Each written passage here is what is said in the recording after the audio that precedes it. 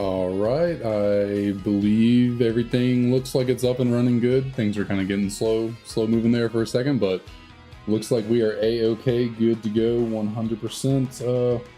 Ready for this. This was a little bit of an impromptu, kind of like how I just felt like streaming out of the blue. It was like, you know what? I'll go do that. Go throw out some more encounters, some more resets to hopefully get this shiny Tepig sooner rather than later. Now we'll just jump right in to the resets. Today might be a little bit more of a chill stream from my perspective. Feeling a little less energetic than yesterday, and that's probably because I went to bed at like 4 a.m. last night after streaming until almost 2, and then staying up because I was still just kind of wired on a little bit of caffeine and just, you know, the energy of streaming. So didn't get the most sleep last night, and you know, today's been kind of a lazy day, so just here chilling today, listening to some good music. I actually need to throw the playlist on shuffle real quick. Not that it really matters, but I want it on shuffle at least. All right, there we go. We already got the Tepigs. Yeah, we do. Okay, so what do we have? Nothing. Oh, don't tell me. I did feel like I'd kind of have a little bit of issues today with why are you not soft resetting? Is it I don't know what the issue is. This one did not want to reset for some reason. I don't know if I need new rubber bands. Maybe they're not holding down the button super well. Hopefully that doesn't persist. Yesterday it was like the first reset was a little weird, and then afterwards it kind of came back fine. So hopefully that's the same case for this today. Just got to get everything kind of situated.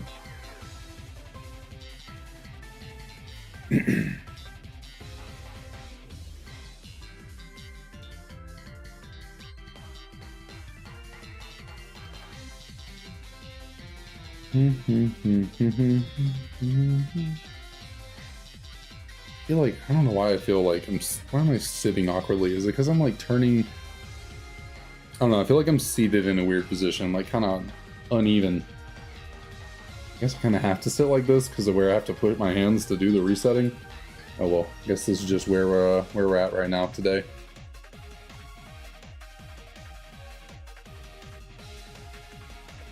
Also, I want to know why the game on the right looks blurrier than the game on the left. The focus is like set. It should just be like equal focus for both games on either side, but I've actually, okay, for some reason the resets are not wanting to go through on this DS today. I don't know if I need new rubber bands or what. Let's try that, because I think it's this one here on the right. No, it's the one on the left, actually. It feels like it's pretty engaged.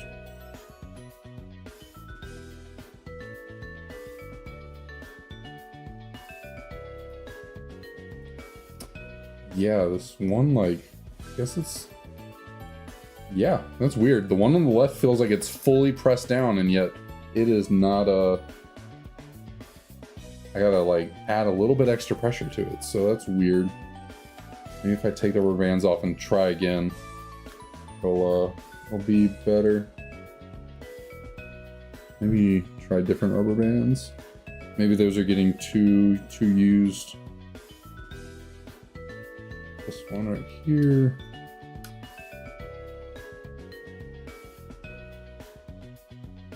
That's why I used 2 rubber bands instead of just 1. To really make sure I have enough pressure being put down on these buttons to actually get them initiated, whatever you call it. Hopefully this is not an issue that keeps up the whole stream. That'll be really annoying. I mean, if it ends up being a problem. Okay, these rubber bands seem to be better, so a little bit technical difficulties, but we will be online in just a second. think we're all good now. Yeah, okay. Looking good, looking good. We're fine.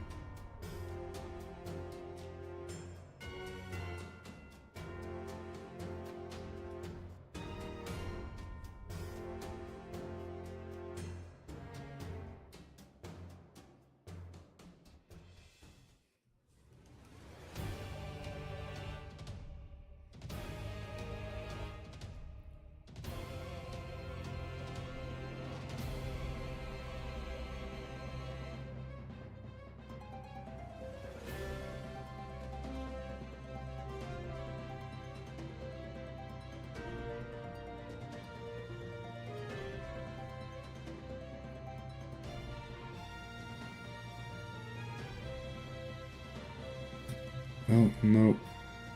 Oh, my bad, my bad. No nicknames here today. Nope, not what we're on. Moment.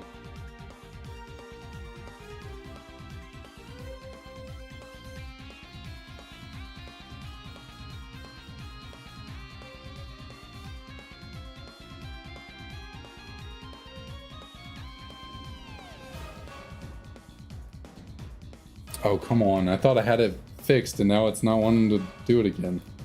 I guess maybe I'm just gonna, every reset, add the slightest bit of pressure, I guess, to the back left bumper, whatever you call it, trigger button. Because, yeah, it is not seeming to want to activate. That's weird. I was considering maybe trying tape instead of rubber bands, just like a little bit of duct tape, just kind of like really pulling the button down. We'll see if I switch over to that. I don't know if I want to leave like residue all over my S's though.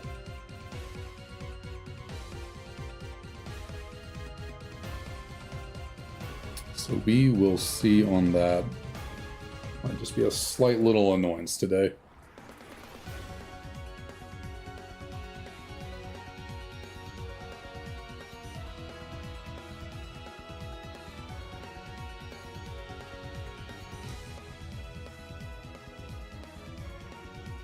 I think, what if I put my mouse like right here, like this? Not really work. I might just end up moving the mouse trying to do this, but we'll see. Maybe this will work right here. Yeah, I kind of have to move my hands out of the way anyways, so maybe it doesn't really matter. Guess it's kind of useful not having to move my hand all the way over there for the button.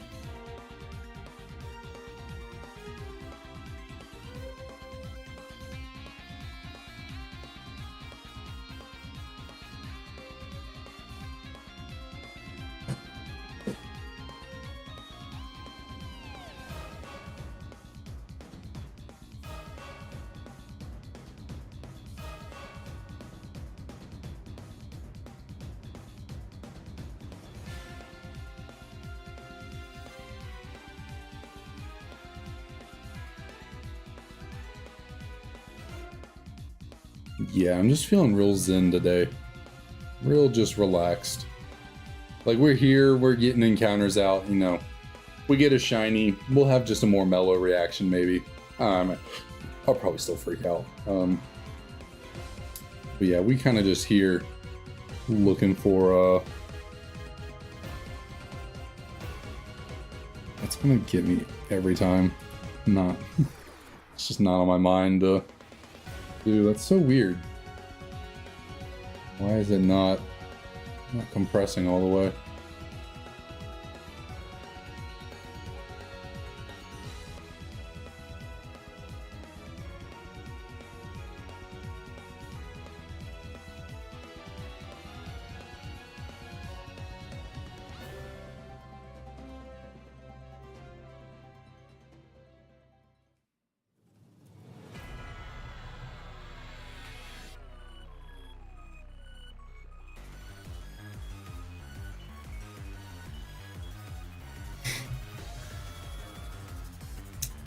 Man, oh man. Gotta love a good lazy Friday though. Like, yeah, you know, I'm pretty mellow. Not having much to much going on today, just keeping me kind of chill. But you gotta love it. You gotta love just having lazier days. You know, not a whole lot going on. Just relaxing.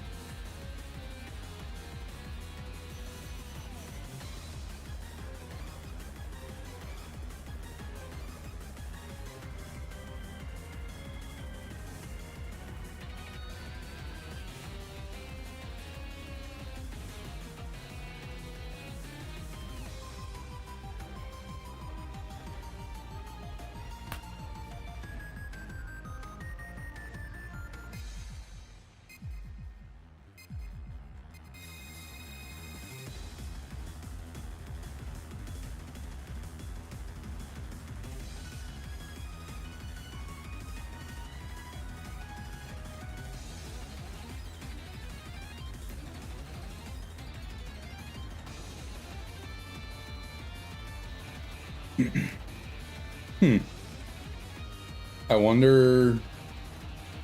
It's probably you probably didn't get a notification because I set up the stream to start going at 6, and then I was ready like 15 minutes beforehand, so I just started going.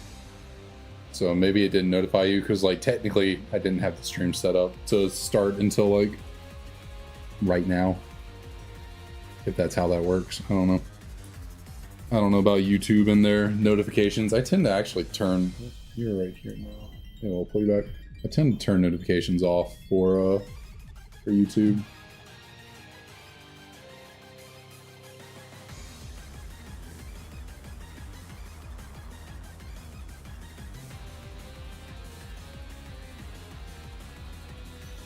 But how's it going? How's it going? Long time no see. Only been, like 16 hours.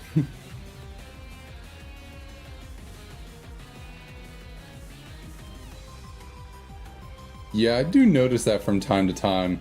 I get a lot of notifications for kind of stuff. I'm just like, why am I getting that, but not like the actual channels I want to watch? And then, yeah, I guess I do like, I don't really do the bell thing for channels, really. It's just going to throw me off every single time now.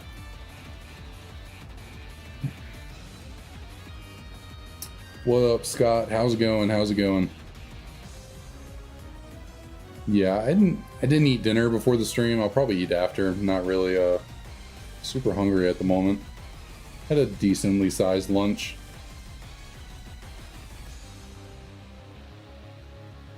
I'm doing pretty good. Just really chilling, you know.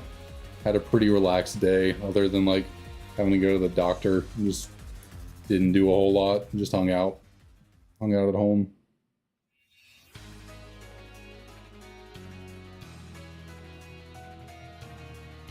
Although I think because I was kind of lazy all day and didn't do too much, and the fact I didn't get a whole lot of sleep last night, I'm just feeling real mellow right now.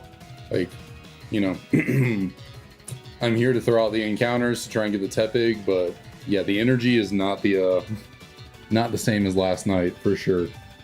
Yeah. And my one DS over here on the left is like on the fritz right now or something. It knocked my camera while I bent over. The I don't know, rubber bands aren't actually doing anything for one of the buttons. They're not doing as much for one of the buttons.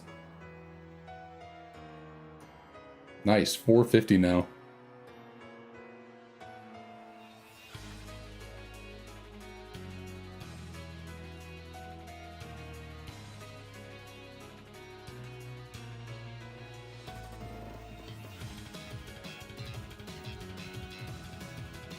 Yeah, I guess I could move these back a tiny bit.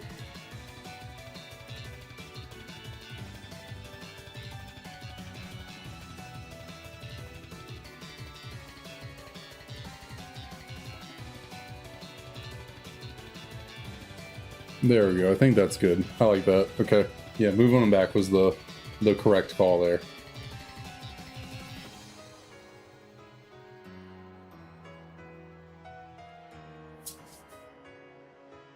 tickling my arm right there. What is that? Can't tell if there's something on me or... I don't think so. It was just like a weird little tickle going across my arm. That was strange.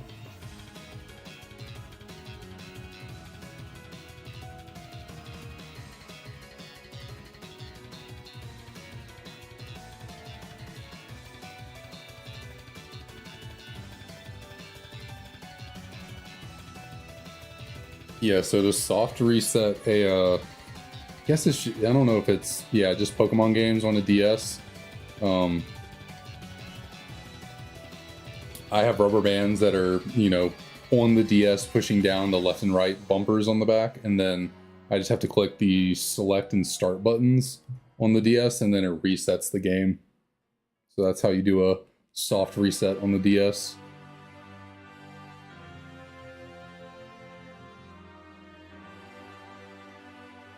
Or at least DS Pokemon games. If you do soft resets on like a Game Boy game, you have to do what, left, is it left, right, A, B, and select start? It's a lot more, I think.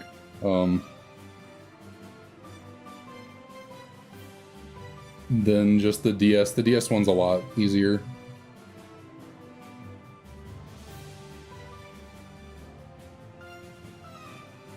But my rubber bands are not performing today for some reason. The DS on the left is being difficult, so I'm actually having to press the left bumper a little bit to get it to reset.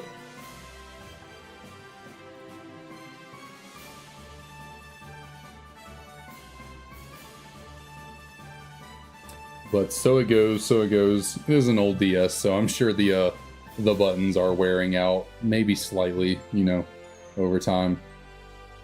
Although, I mean, I definitely don't press the left bumper button all that often, even when I do play on this thing, so maybe it's just, maybe the rubber bands are getting a little loose, not putting as much tension on it. See your, no, I haven't checked out any analytics today, haven't gone looking at stuff, but what was up?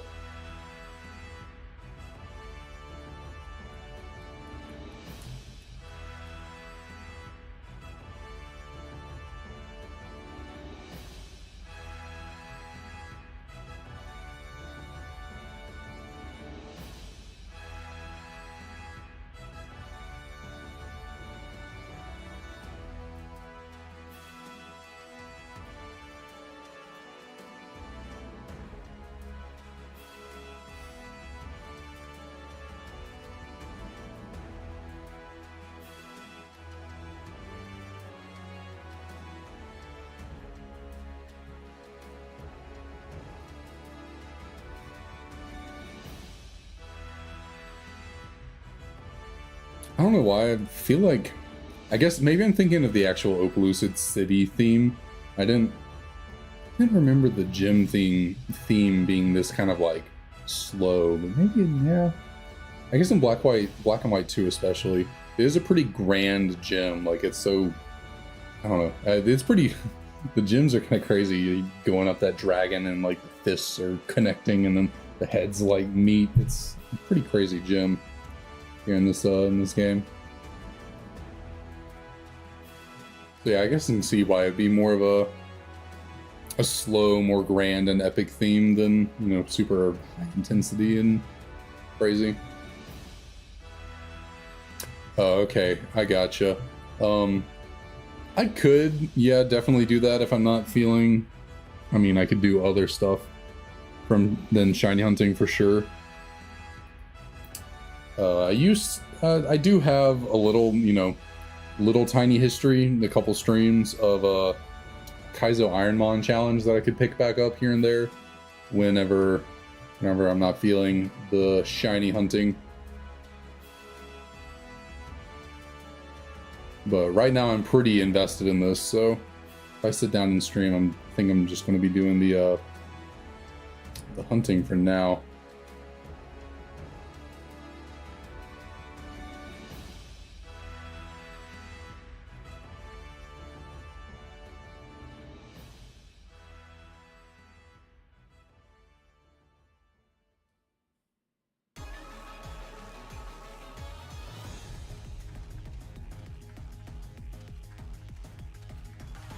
Renegade Cynthia. Come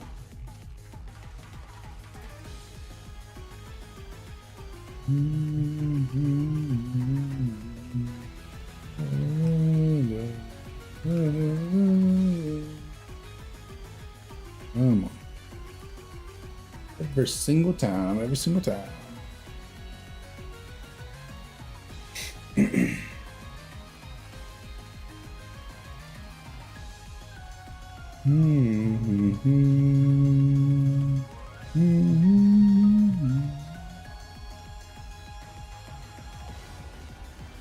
I do wonder why. I guess I haven't played Legends Arceus. Cynthia's not in that game, so is this one of the this was probably one of those things. Zane likes to make themes around the games before they actually come out, like, you know, been releasing Legends ZA themes based on like Callus remixes that they do. So I guess this is probably what this is, like a Cynthia remix based around Legends Arceus.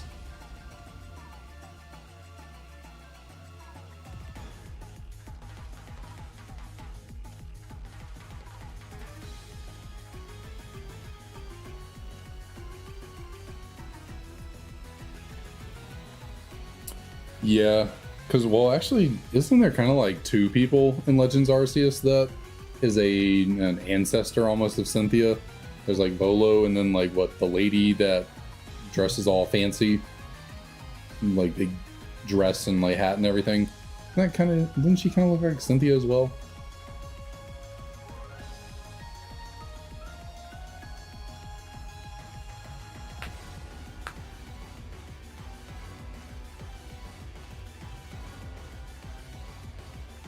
But, I mean, for the dual typing, it's kind of like it's like some Pokemon would be cool, like, you know, give Sceptile dual typing, but it doesn't bother me too terribly much. I don't really think about it often when, I don't know, choosing the starters.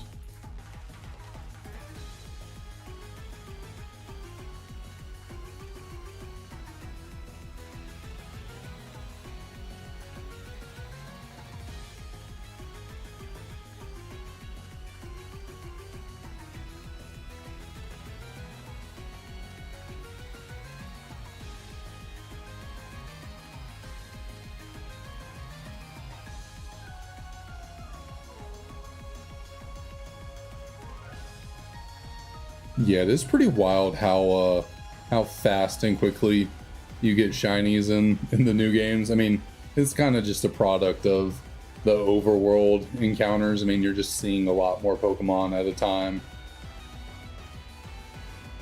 and you don't have to like encounter each and every one of them, so you save time there. And then they did lower the odds, and I mean, yeah, so it definitely does make shinies seem very easy to get nowadays in the newer games. Oh, excuse me.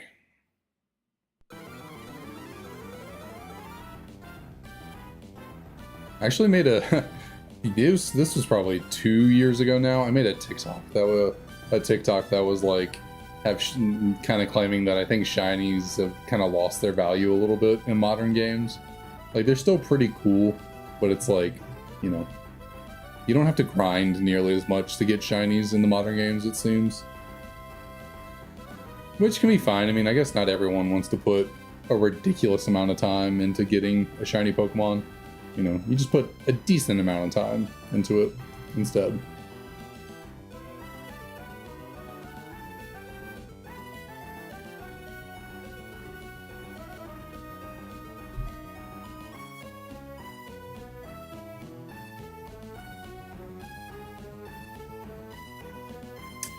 Yeah, I've been thinking about playing Blaze Black. I mean, I've never played any of the Blaze Black 2 or anything like that, so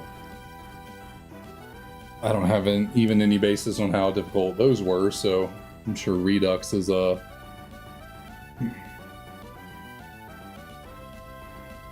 even more Well, actually, I don't really know too much about Redux. There was like one YouTube video I saw that someone like played through it, and I meant to watch it, and then it kind of disappeared from my YouTube homepage, and I haven't seen it again, so I haven't played it. Or, yeah, played the video, I should say. But yeah, Blaze Black, Blaze Black and Blaze Black 2 are ROM hacks I've wanted to play for the longest time. But I've just never sat down and actually done it.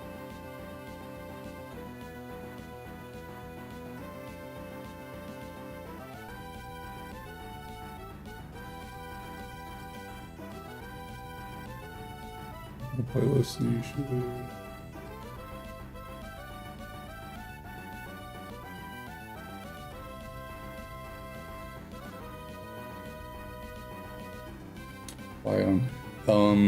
I think recently, was it Wacko, or it might have been Wacko and DRXX that they might have made, unless I'm thinking about something else. I thought maybe they made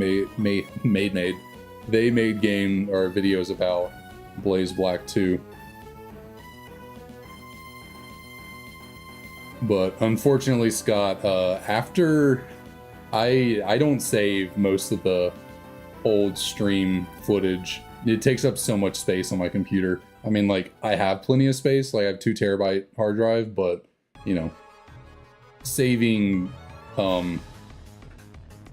multiple upon multiple 3-hour-long videos takes up a lot of space, and it's a little too much. And like combining all the videos together and rendering it out would that would take forever. So yeah, no, I save like the stream from last night, I have the video saved still, and then but all the past ones I have deleted. So like I typically keep 2 at a time roughly. So I'll have the one from yesterday, I'll have this one, and then like next time we stream, I'll probably go back and delete the, the one that we did yesterday. Just because, like, I mean, yeah, some stuff happened in the videos, which was, it's like fun and exciting, but I'm not gonna sit down and sift through all those videos to like pick out things, and I don't have time for it. So really no point in holding on to the footage. Like whenever I get the shiny Tepig, like, if I make a video or a short or whatever, it'll just be footage from whatever stream the shiny came from.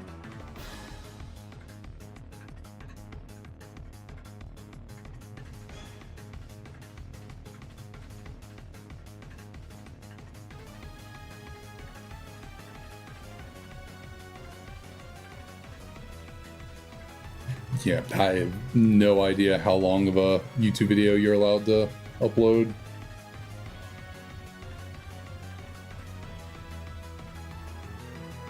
I know recently Ludwig made a like 11-something hour long video because he was streaming some kind of video game speedrunning thing. And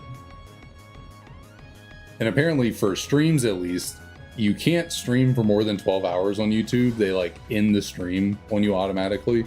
And so, yeah, or it like doesn't save the VOD or something like that.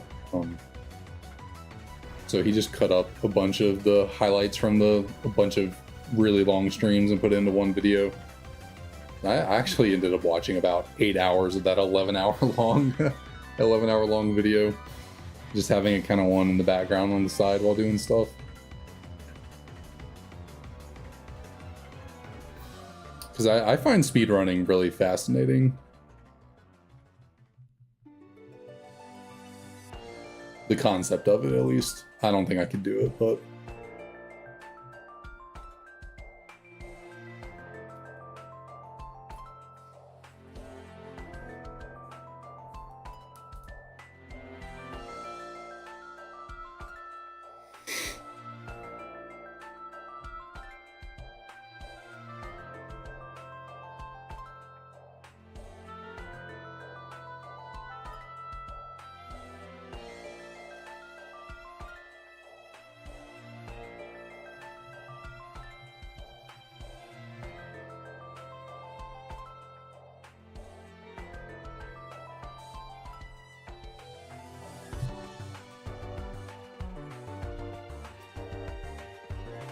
I don't know if they have speedrun categories for fan games, and I definitely don't know enough about Pokemon games to know how to route a speedrun or anything like that. If I ever attempted to do a speedrun, I would just learn how to copy whatever the current strategy and like world record, you know, idea for a speedrun is for a game. I'm certainly not in tune enough with the games to come up with a strategy to speedrun them.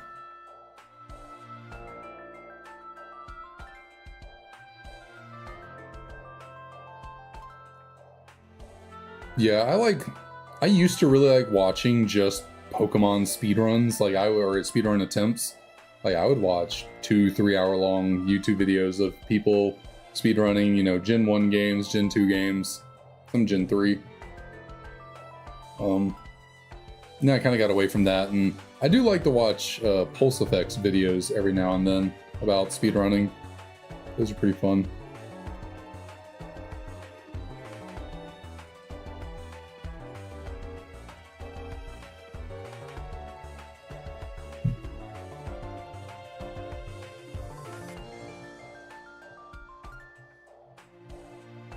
You talking about watching the video on stream or just like before the stream?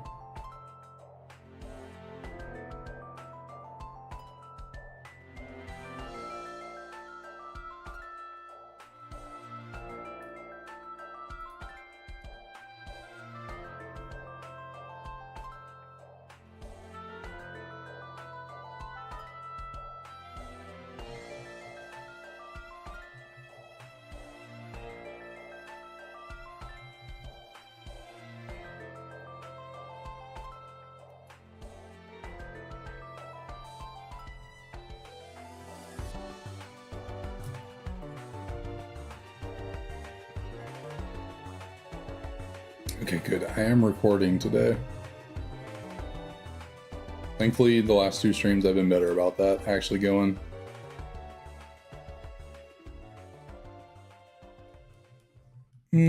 Yeah, I do love these games, but I don't think I'd say that they have a better story. I think the story of this game really rides on the fact that Black and White 1 has such a good story to it.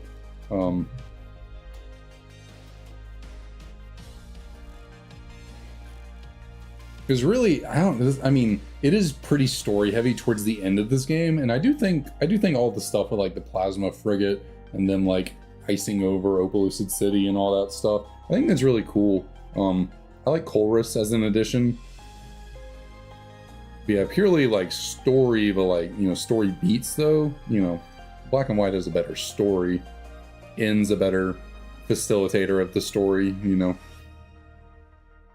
You just kind of run into some random plasma grunts throughout the game and Colress here or there, but it's not super compelling. It's just kind of like, oh, they're back doing their stuff, and there's this guy, and he kind of seems like he's with Team Plasma, but I'm not sure.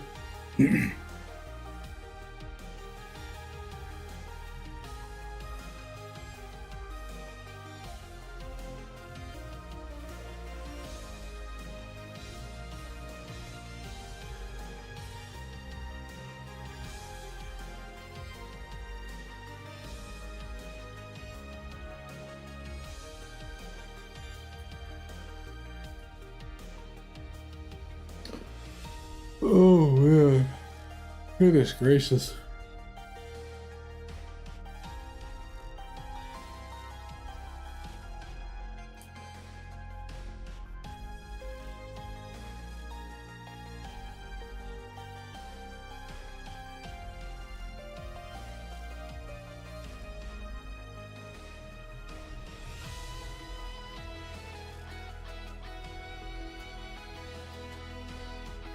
Yeah, I definitely don't think I'm going to be going for nearly 4 hours like I did yesterday. I think 2 hours is probably my limit today, to be honest. This was kind of just a more just sit down and spur of the moment and, you know, knock out some encounters. Just, you don't have much going on, so might as well. But yeah, certainly not going like we were last night.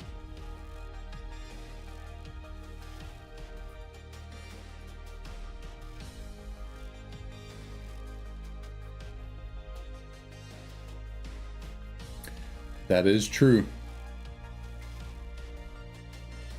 I guess, I mean, Drayden has the DNA splicers and they need them, so might as well hit him where it hurts with, with a bunch of ice.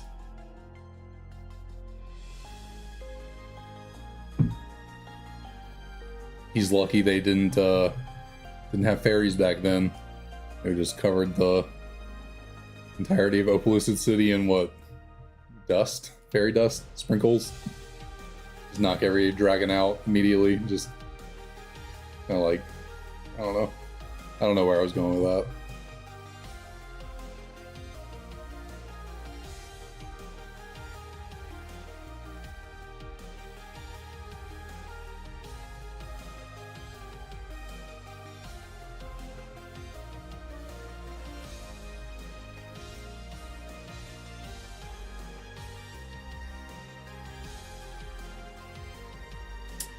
I would have been if I was... Oh, I wasn't paying attention. I got my Tepigs, but they is not shiny. What do you mean? Like, how would it have been if Iris was the gym leader, though? Like, the events?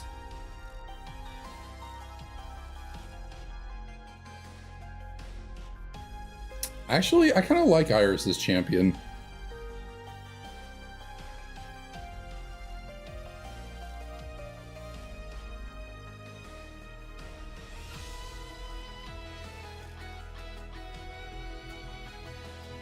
I don't know why. I don't know how to put my finger on it, but I think Iris is a cool champion. I don't know. I like...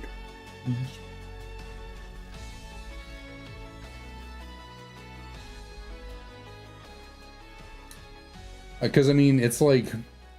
It's weird. If you play the games where Drayden is the 8th gym leader, it's kind of like, okay, how does Iris end up the champion of Black 2, White 2? You know, if your only, exposure to Iris before Black 2, White 2 is that she's just Drayden's granddaughter, then it kind of does, not make much sense. Like, how does she end up as the champion in the next game?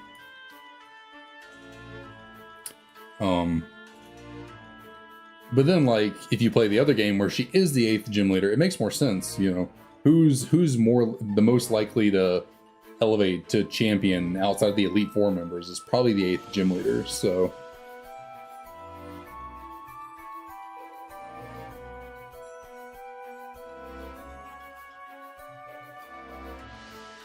But a 6-hour stream would be, that would be tough. That would be hard to get there. I don't know how I'd be able to do a 6-hour stream. That'd have to be one of those things. That'd be one of those things I'd have to do for like a subscriber milestone, like down the road, maybe like 1K or something like that, if I ever get there. I don't think I could just randomly do a 6-hour live stream just for the heck of it.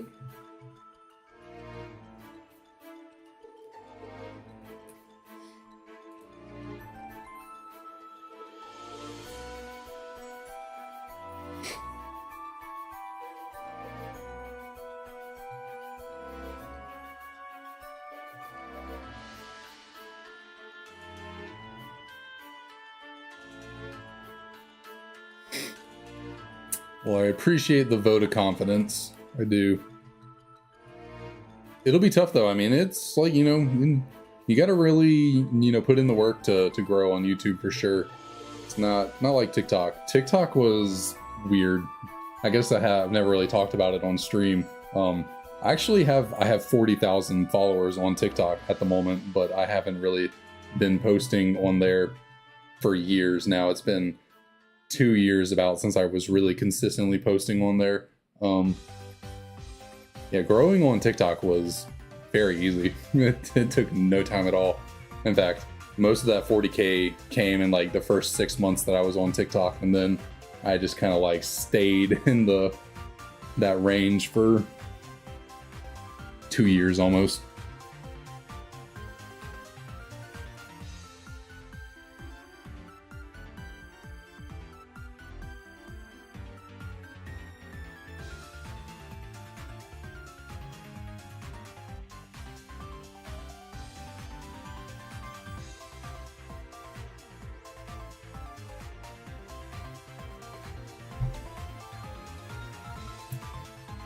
It's an interesting app to say for sure. It's different than it used to be.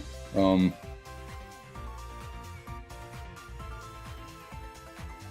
don't know how to really describe it, but yeah, TikTok used to be. I mean, obviously it's changed because of, you know, the landscape of COVID. I mean, really changed everything with it. But when I first got on it, I mean, everything was just kind of silliness and nothing too serious. And man, the first few months I was on TikTok, it was addicting almost. It's like, but yeah, I don't use it nearly as much as I used to, because you get on it and I'll be on for maybe like 5-10 minutes, and then I'm like, okay, I'm over this. I'm gonna go do something else.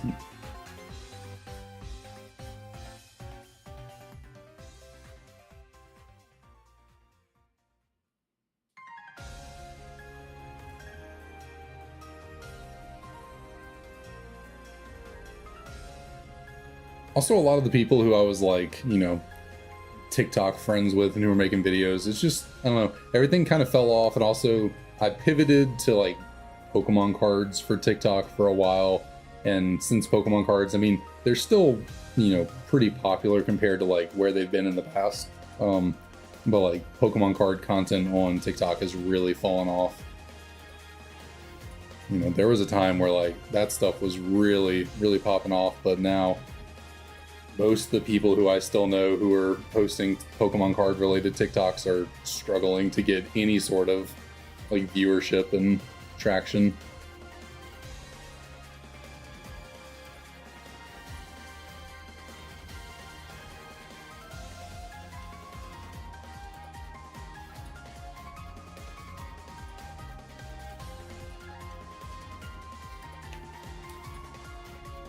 And I don't know, I obviously have considered Twitch. I mean, throughout the years of trying to make content, you know, I streamed on Twitch a few times years and years ago. Like, I think there was a week where I streamed on Twitch. Actually, excuse me, that was a serious burp. I forgot about this until now.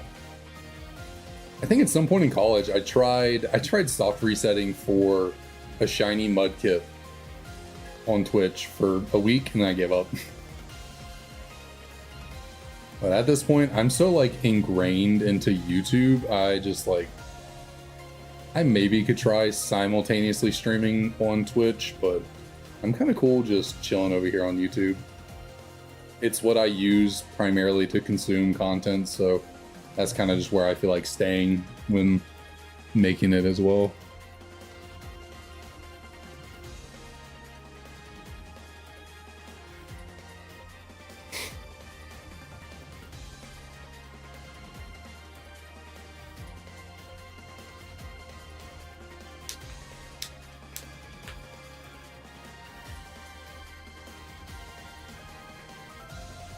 Also, I never use Twitch myself. Like, I've never been much of a Twitch stream watcher, but I mean, I've never been much of a stream watcher to begin with. Like, honestly, I don't watch streams myself too often.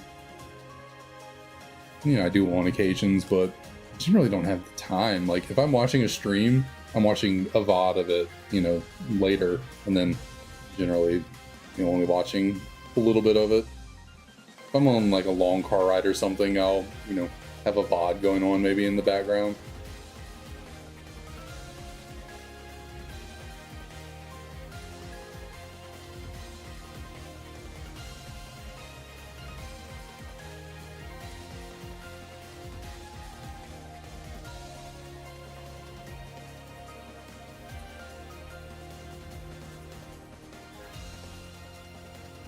Yeah, I know people say growing on Twitch is kind of difficult because it's like very saturated at this point. But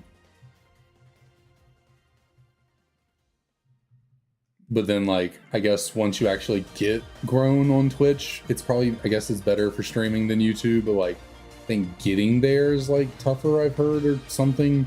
But then I've also heard it's like tough to get exposure with streams on YouTube, maybe. I don't know. I don't know too much of the details of it all.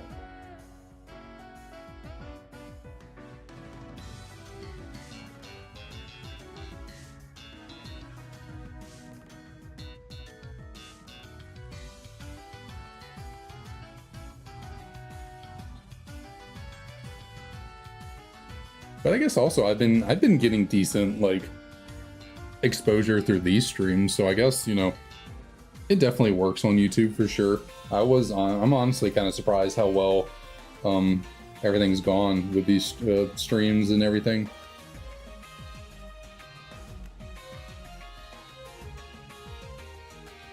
But yeah, DK and Heart Gold and Soul Silver are the games that Scott's playing.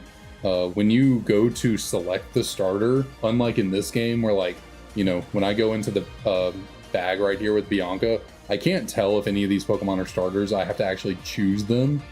In Heart Gold, Soul Silver, you could see, like, if this was a shiny Tepig, you would see it right here. You wouldn't even have to go, you know, choose the Pokemon, so you could just, like, cycle through and be like, oh, not a shiny Snivy, not a shiny Tepig, not a shiny Oshawott, reset. And that's like 3 encounters at once, essentially. So Heart Gold, Soul Silver is really good for shiny hunting starters because of that.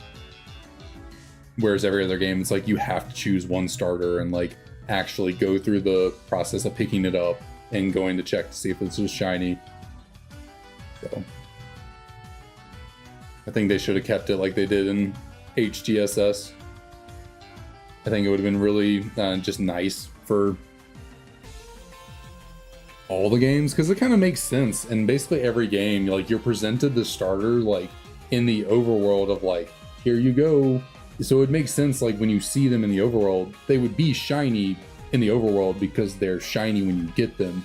So it is a little weird to, like, you know, be presented with these Pokemon and they're not shiny and then they turn shiny. I mean, I'm sure it has to do with just like coding. I'm sure they don't want to have to code the cutscene to have a, like in Alola, when you first see the starters, they're like out of the bag actually doing stuff. So I'm sure they don't want to code all that to be like, okay, if these are actually a shiny, then determine it here and the Pokemon running around the scene will be shiny. So I can kind of get it for that. But like this game, I don't know why they didn't do it in this game. There's no reason they couldn't have done that here. Just let you see all 4 or all 3 at the same time and tell if they're shiny or not.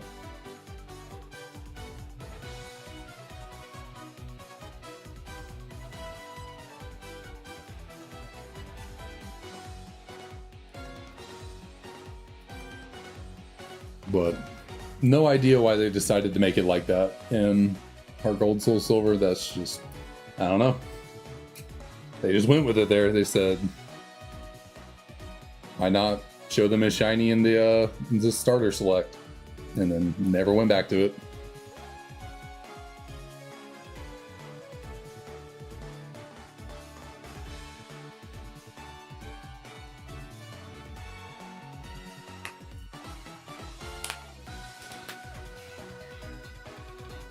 Oh, yeah. Whew.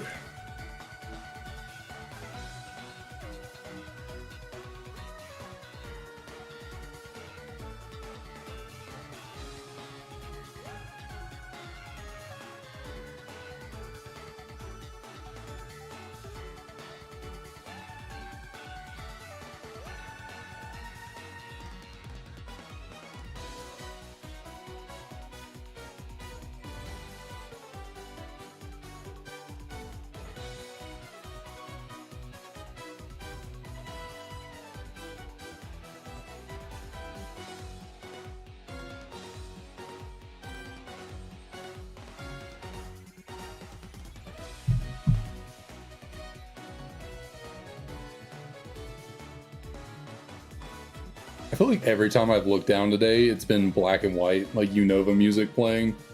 I'm sure I probably did grab a skewed amount of songs towards Unova when picking out the playlist, but maybe it's just coincidence on the shuffle that everything's Gen 5 today.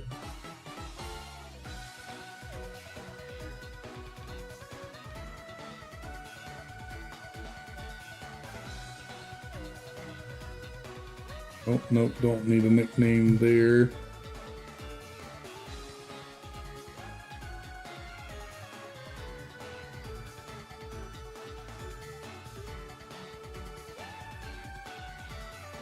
A new gacha game, a new like Pokemon gacha game. Pokemon Tower Defense. I don't know if I've ever played a tower defense game. I don't think I can recall.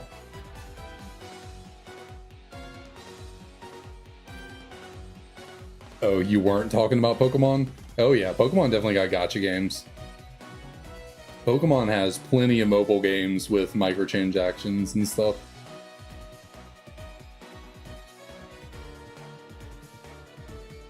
Like, I think you would consider Pokemon Masters EX a gacha game, I think, right? I really don't know. Oh yeah, I think they definitely put out a lot of they've seemingly pivoted to doing a lot of mobile stuff for sure, because yeah, they probably do get a lot of money out of microtransactions.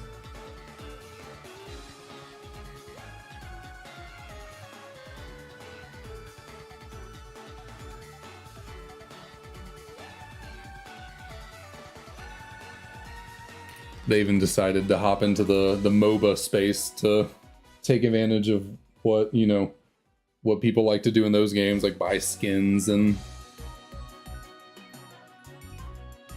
whatnot. I mean, I can't talk too much crap on it. I used to be addicted to League of Legends, and I probably put way too much money into that game on skins and all sorts of nonsense. So, you know, people have fun with it and just do what they do. I think what Dragonite is, I have never played Pokemon Unite or MOBA. I think Dragonite's in the game. At least I feel like I've seen it a part of their promotional material. Maybe I'd want to go check it out and see what kind of skins they have. Oh, that would not be good for me. I'd purchase out all Dragonite skins and just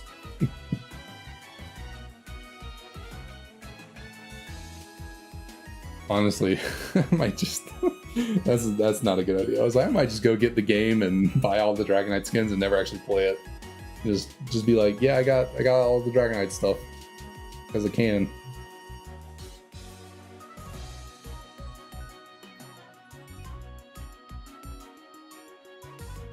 I don't know if I got to the 1,000 mark for League of Legends. I mean, I guess nowadays the amount of money I put into League of Legends isn't like, you know, nearly as startling as like how much money I put into Pokemon cards. But back, you know, in college when I was not making nearly anything working and didn't have all that much money to my name, you know, the like $700-800 that I probably put into League over the years felt like a lot, and still is. I mean, really, when you think about it, putting $700-800 into a video game is it's a lot of money to put into a video game for sure.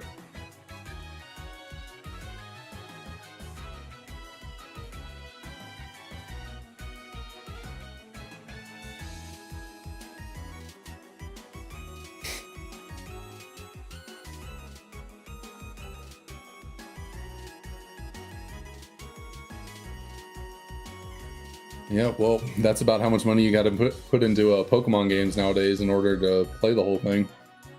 You got to buy the base game for what, $70, and then you got to buy the DLC for around 30.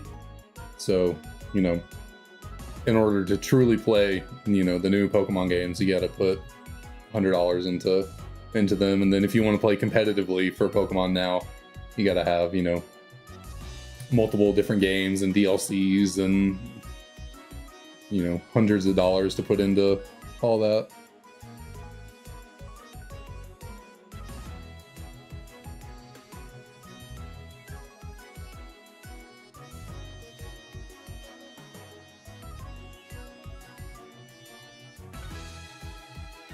Goodness.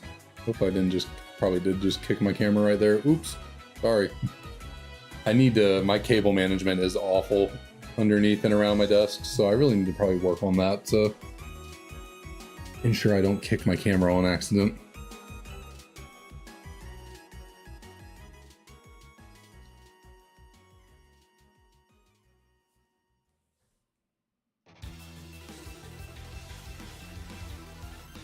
Yeah, that's what I really like about you know, what Zelda's kind of been doing lately. You know, yeah, it took forever to go from Breath of the Wild to Tears of the Kingdom, but like, I think what Breath of the Wild did have some DLCs, so I can't say it's like totally perfect.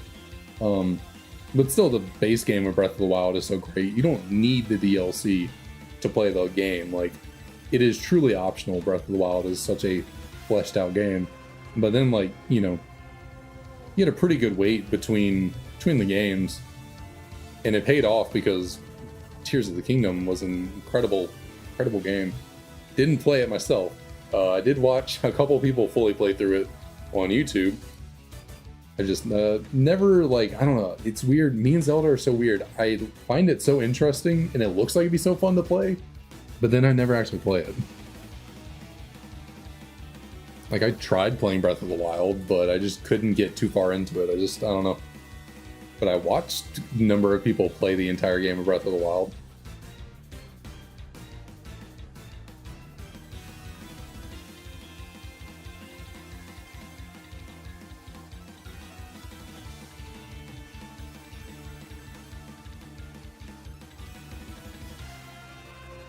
Yeah, I've never finished a Zelda game, but I mean, I've definitely played them over the years. I played Ocarina of Time a little bit growing up, but I never made it to like the adult Link part of the game. I was always stuck in the child Link section of Ocarina of Time, and then I had Phantom Hourglass for the DS that I played a decent bit, but again, never beat it. Breath of the Wild I played. Are there any other Zelda games I touched and then never actually did much with?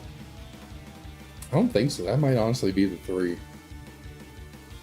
Never tried Twilight Princess or Skyward Sword. Never any of the classic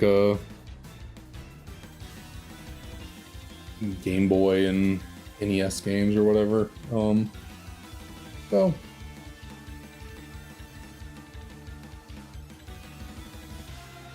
1555 would be a wild number to land on for a shiny for sure.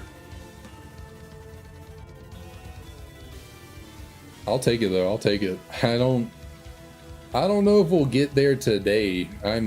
We'll see. I might be able to make it to 1555 encounters today.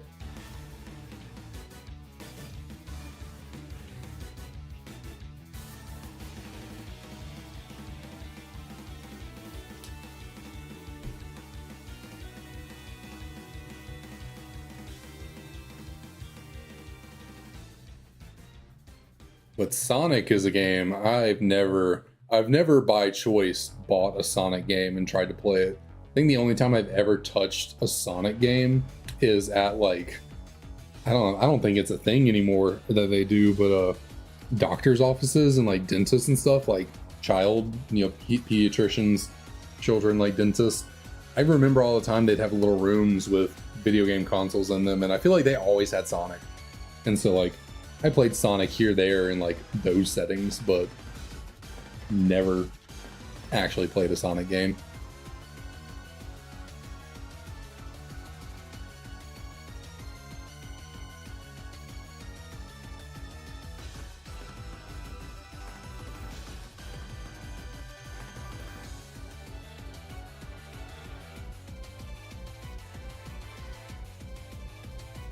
Really, when it comes, well, I guess Sonic's not Nintendo.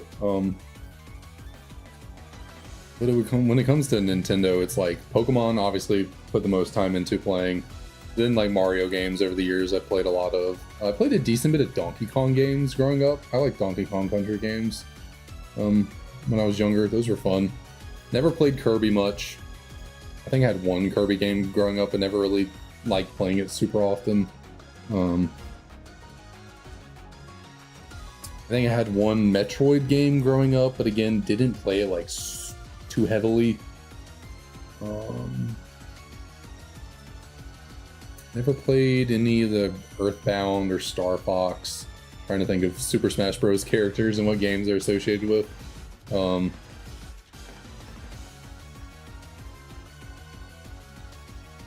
Never played Pikmin.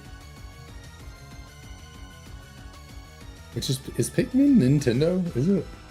I guess it is, because Olimar was in Smash for a while before they really started adding like non Nintendo characters, right? That's how little I know about Pikmin. Is it Nintendo? I'm honestly not sure. I would think it is.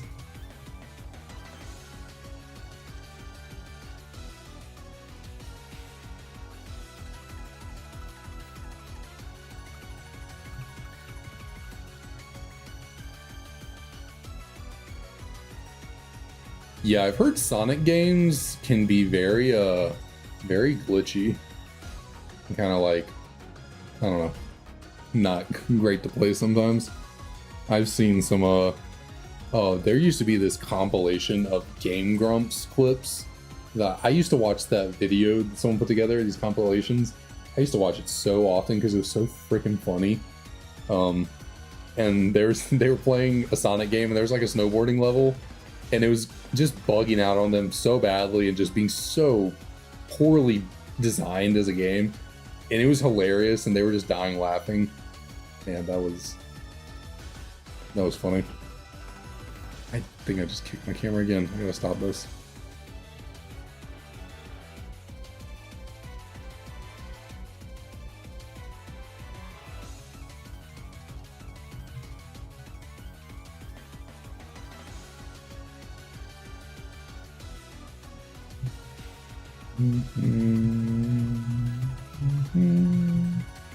Again, I look down, you know the theme. It's like been all black and white today. I'm not planning this. At least I'm not paying attention when it's not black and white related.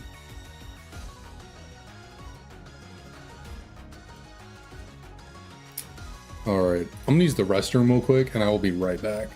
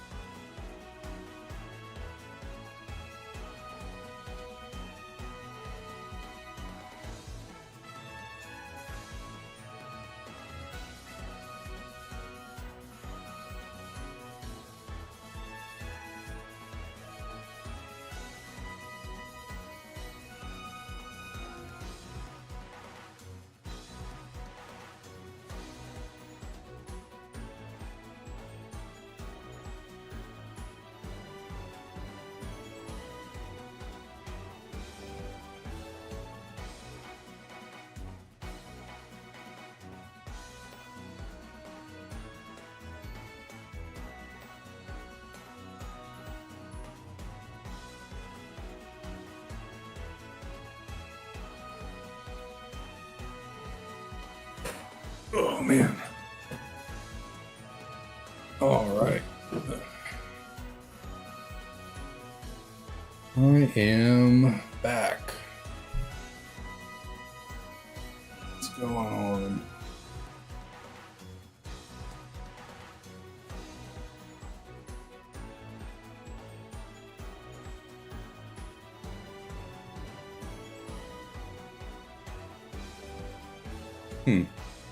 Interesting design. I way back, I think I kind of actually started it at the end of high school and then did it a little bit in college. And there was like a time where I wanted to learn how to make Pokemon ROM hacks and like get into all that. And I was like, I had a notebook. I was designing like a Pokemon game, basically, like a fan game, my own region and story and all this stuff. Dropped that a minute ago. It's probably been shoot, it's almost been 6 years since I graduated college. Good lord. So it's been probably 7-8 years since I don't have that notebook anymore, but yeah, 7-8 years since I touched that idea of designing a Pokemon game, my own region.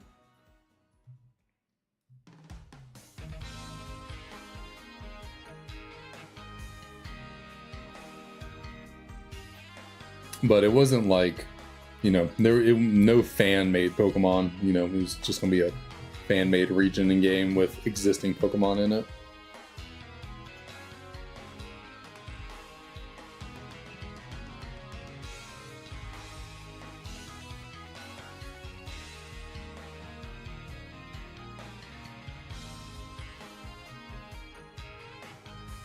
Okay.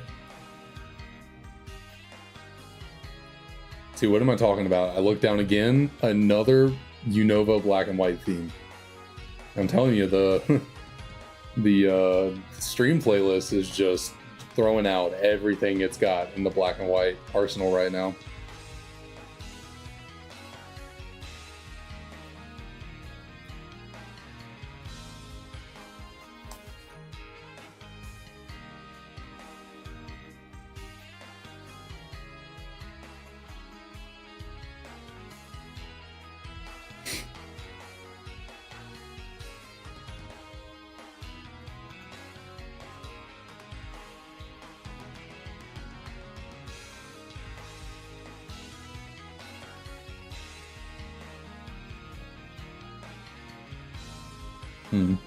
Interesting.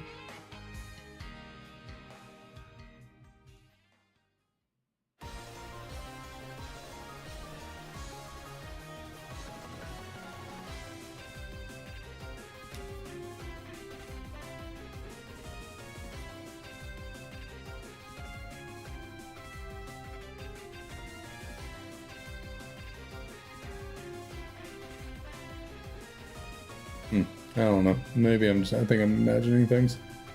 It's fine. I'm like sitting over here, like over analyzing how the games look on the screen. Oh well.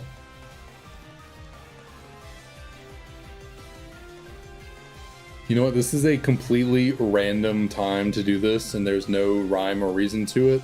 But haven't done anything interesting or fun, unique today in these encounters, so we'll bust out the handy dandy coins once again, and I think we're gonna call the Japanese game on the left. We got Professor Juniper here today. Get her upside and right. Good old Professor Juniper. Heads is going to be Japanese copy. Tails is going to be English. So let's... almost didn't quite get it. Okay, so we got heads. So our Japanese encounter for encounter number 1434 is not a shiny Tepig. Okay, so Juniper was just trying to tell us that the shiny is on the Tails option today. And that's actually what she was about.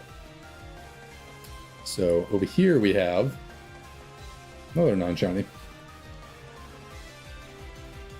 Yeah, I don't think that one was gonna amount to much. I don't think I had the juice in there for that that coin flip. I think it needs to be a bit more of a grander situation. It was too random throwing that coin flip in there. Probably not the best my best call.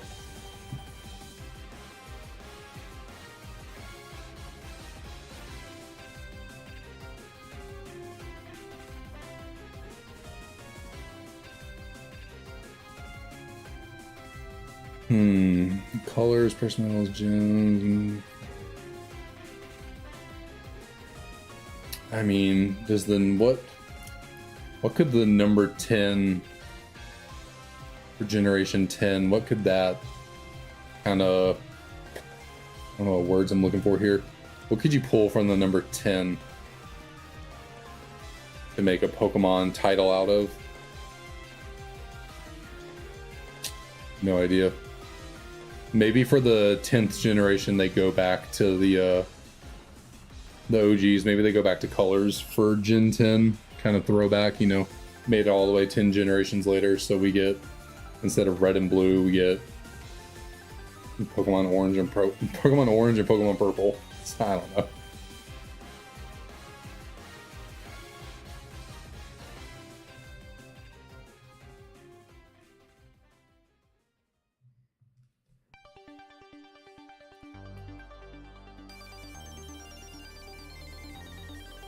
Because like they already did Well, they already did all the primary colors. So they already did red, blue, yellow.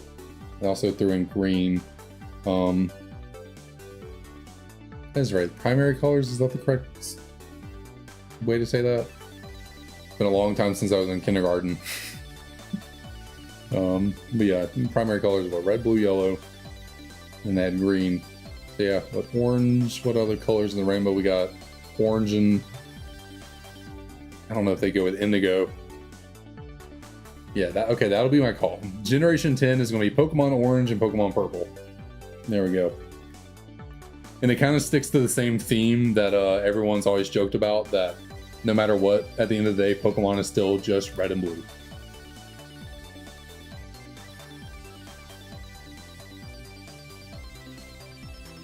It's like, when you look at it, you know, red and blue, gold and silver a little bit less, but then, you know, the mascots of gold and silver, Ho-Oh, not really red, but kind of red in a way. And then Lugia has blue on it, so like, you know, still kind of red and blue. And then obviously Ruby and Sapphire, just red and blue. Diamond and Pearl, again, look at the colors on the front of the game. It's like red and blue. You look at the colors of these games, Reshiram red, Zekrom's got the, you know, the blue and black. Back to red and blue. Xerneas, Yveltal, and X and Y, red and blue. It's all every Pokemon game at its core, it's all just Pokemon red and blue. It's always been, always will be.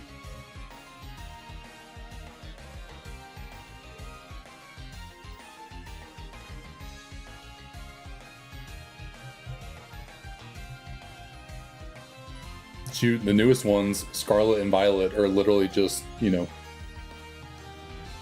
the names of colors that are slightly adjacent to red and blue.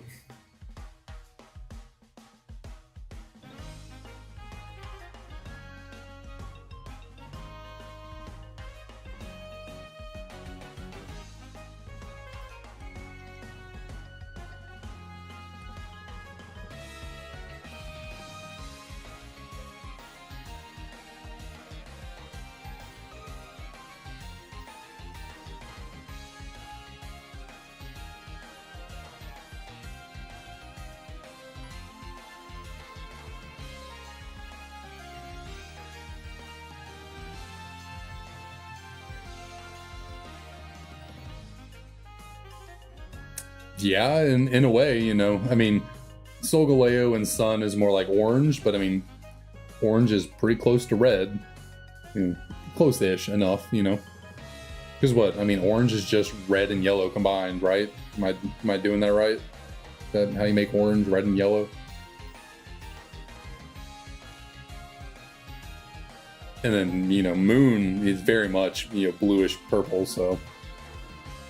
And then literally the colors of Sword and Shield on the logo are red and blue.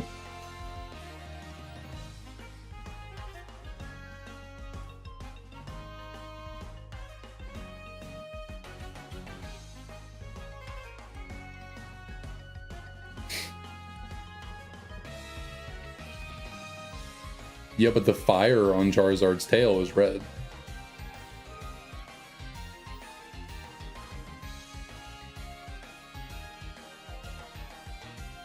But no, I don't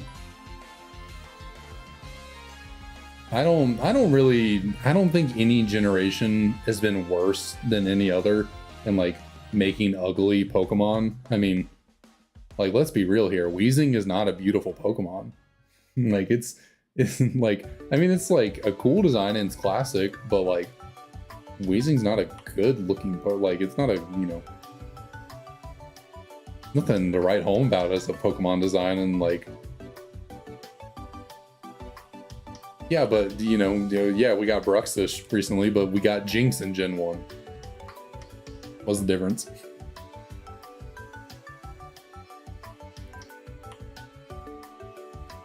Hey, Dracovish is cool. I like Dracovish.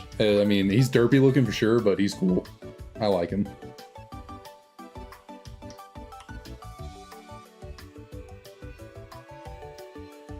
And then, I mean, like, you know, go back to Gen 1. Omastar is a little derpy too. When you look at fossils, I mean, Omastar is not exactly like, I mean, I like Omastar. I'm not hating on it, but, you know, he's a little derpy looking in a way, you know? Like, look at that face, you know, with the mouth kind of open as it is. Omastar, you know.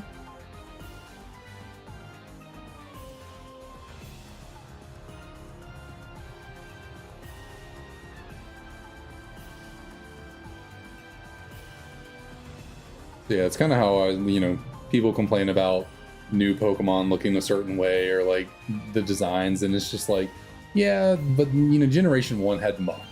You know, Muck is just a pile of sludge that evolved from a smaller pile of sludge.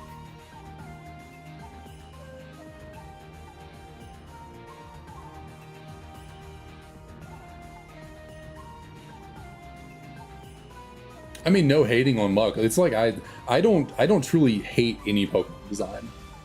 Like I'm honestly like not I don't fall into any of the belief that like Pokemon designs have gotten worse or uglier, or that, you know, I think Pokemon designs have been Pokemon designs, and obviously the designs have changed over the years, but I mean, times change, things change, you know, games are newer, so they're designed to, Pokemon are designed to look according to, you know, how the newer games, you know, look. Generation 1 Pokemon were designed to look good in sprites. Gen 8 Pokemon, they don't gotta worry about how they look in sprites. They're, you know, making them designed for 3D models. Or Gen 9 Pokemon.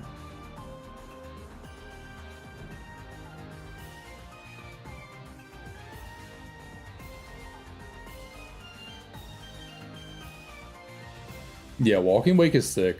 I was a little skeptical about those Paradox Pokemon when they were all first announced.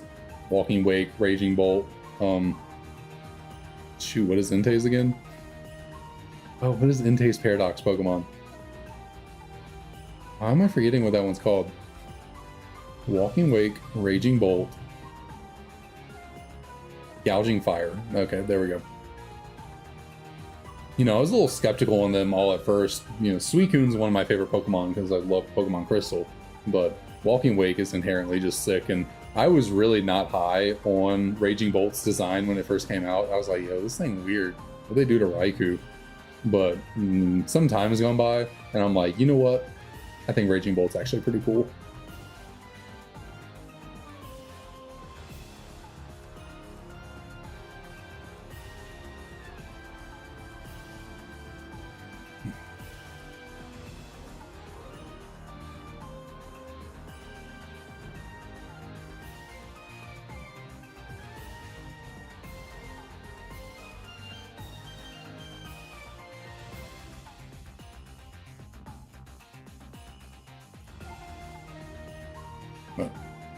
Actually, I like Gen 1 Golbat's design. I don't know. I think it's I like the character. I like the personality, you know.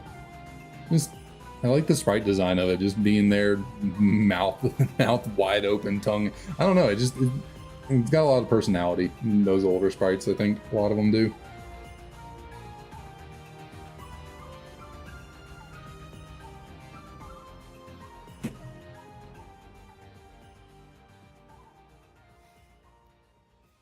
Well, hello, you two. What have y'all been up to? Huh? What have y'all been doing? Have y'all been good? Hmm? Do y'all want to get up? Oh, where'd y'all go? Do y'all want to get up here and say hi? Well, run over Ryder. Where are you going? Hmm? You want to come up here? You want to say hello? Oh, goodness. Okay. Yeah, thank you. You want to say hi? Can you see what's going on? You say hello? Or you just want to get down? Yeah, okay, you're kicking me now. Okay, you can go. You want to come up here, Rod? You want to come here? And then we got you. Do you see what's going on? What's happening? Y'all being good? Okay, you can go down too. Y'all go. Well, have fun. Or Leo can go. I guess Ryder, you can stay if you want. I mean, you both can stay if you want, but I think Leo will leave and Ryder will stay.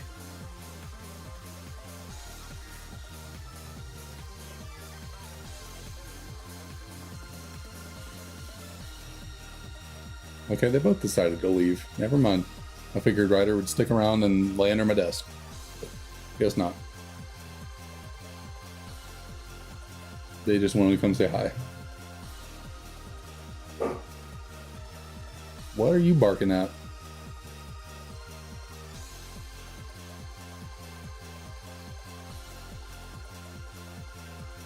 But no, I thought the long neck Raikou was. I thought it was really dumb when it first came out. I was not a fan when they first announced Raging Bolt. I was like, it looks so silly. But then when they released its official art, I was definitely like, okay, I can get on board with it more now in the official art than the in-game model. But even now, the in-game model has grown on me, so I'm like, okay, you're cool, Raging Bolt. I can deal.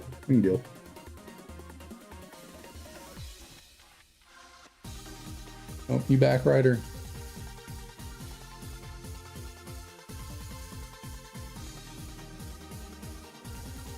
But yeah, I do think Walking Wake is the cooler design of the two, or the three, I should say.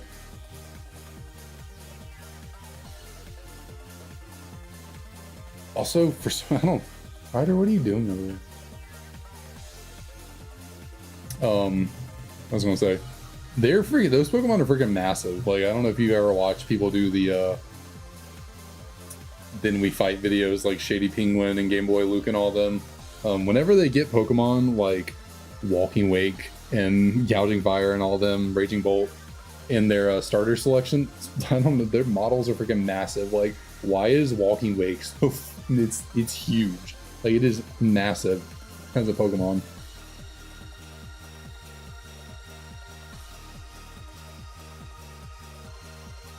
And the other day, I was watching one of those videos, and they had a Blood Moon Ursaluna out against a Solgaleo.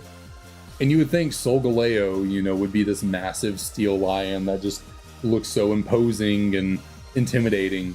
And then freaking Blood Moon Ursaluna was like twice its size. Blood Moon Ursaluna was massive. It's like, why? Why is it so big? And why is Solgaleo so small?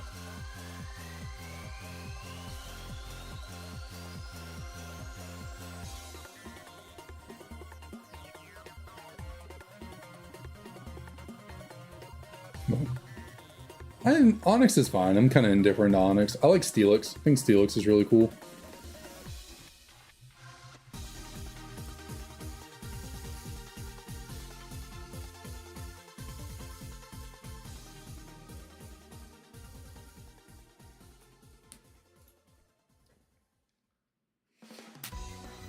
Man.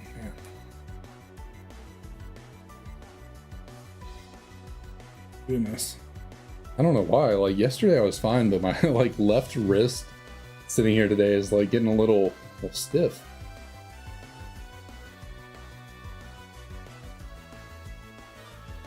Darn. I feel you there with the low battery cutting you off. Honestly, last night I probably could have ended up going even longer than I did. If I mean, I definitely needed to cut it off. I shouldn't have gone any longer. So, good thing my DSs did die, so I had, you know, encouragement to stop going. Although I technically did have one DS that was still fully charged, so I could have kept going with a single DS.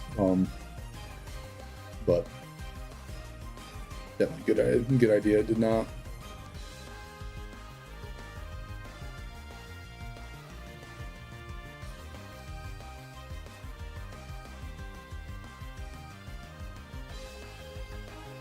We got the double female Tepig.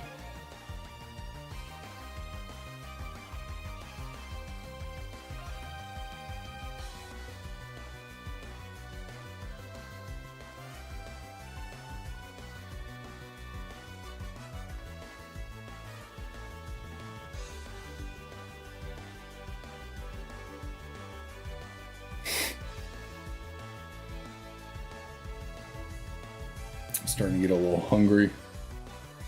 What do I want to make for dinner? That's a great question. What do I want?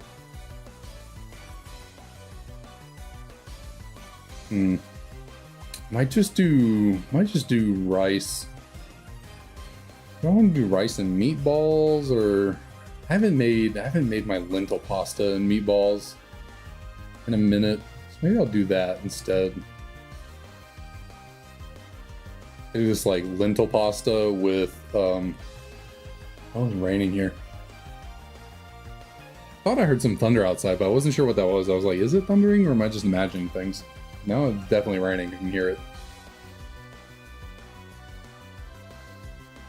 I don't know if you want anything from me. I'm not the world's worst cook for certain, but I mean, it's pretty generic what I make, what I cook.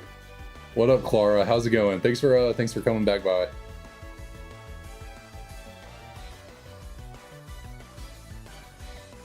Yeah, I think I might do the lentil pasta with either the chicken meatballs or I might do the fried chicken bites again tonight with it. And then I'm not really the biggest marinara sauce person in the world when it comes to spaghetti and pasta and stuff, so I have some Alfredo sauce that I'll probably use instead. And I got a bag of frozen like peas, carrots, and corn that I can throw in there as well, maybe. I think that sounds good. I gotta make sure to tone back the portion of lentil pasta though, because last time I made it, I made way too much pasta and I just refused to save it. I was like, oh, I'm just gonna eat it. I'm just gonna eat it tonight. And oh, so I was so full afterwards. I was like in pain. I was like, I ate too much. Because that lentil pasta is filling with all the what do you call it, fiber in it and stuff.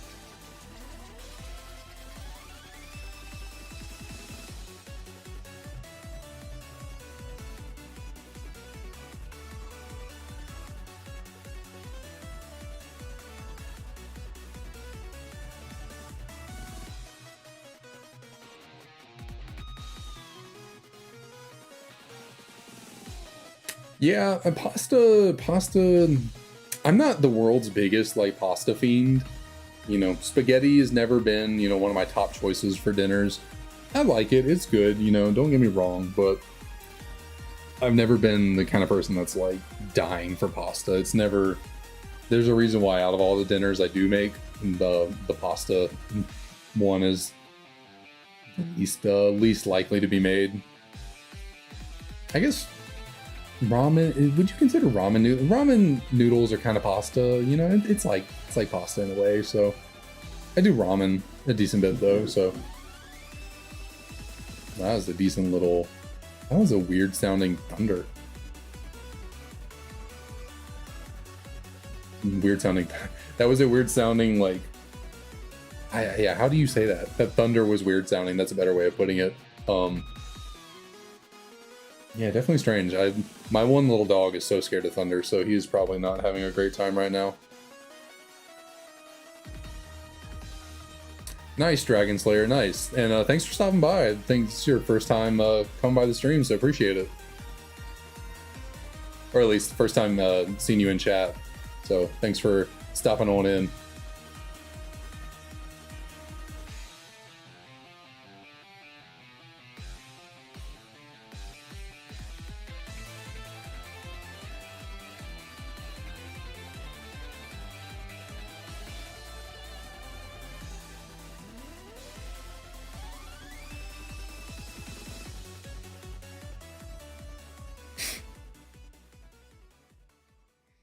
Yeah, I don't do like instant ramen.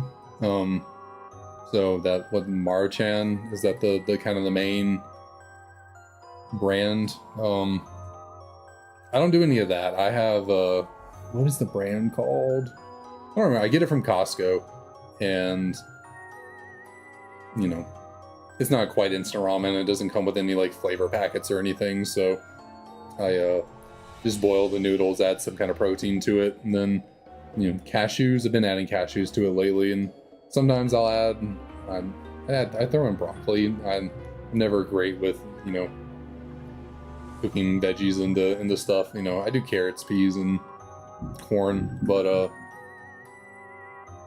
yeah, I don't have any like green onion or anything to throw into ramen. Like I don't make real good like true ramen. It's just, you know, it's ramen noodles with stuff thrown in it is what it is. And I've been getting this Japanese barbecue sauce at Costco. It's pretty good. I throw it on a lot, almost anything. I think just about the only dinners I don't use that Japanese barbecue sauce on is I make potatoes, sausage, and egg. It's kind of a breakfasty style bowl. I put a different kind of barbecue sauce on that. It's kind of like a little spicy honey barbecue sauce. And then obviously if I make like pasta, either marinara or Alfredo sauce, what I put on that.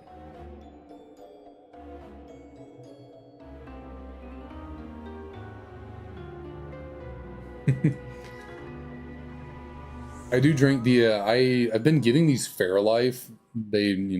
Fairlife protein drinks. They're not that big, but they have 30 grams of protein and 150 calories in them, and they taste just like chocolate milk. Like they're so good, but they're not loaded up with sugar. Like it's only a tiny bit of sugar in there. Like it's nothing crazy. It does not taste like chalky or anything like some protein drinks can. So I really like those. They're really good.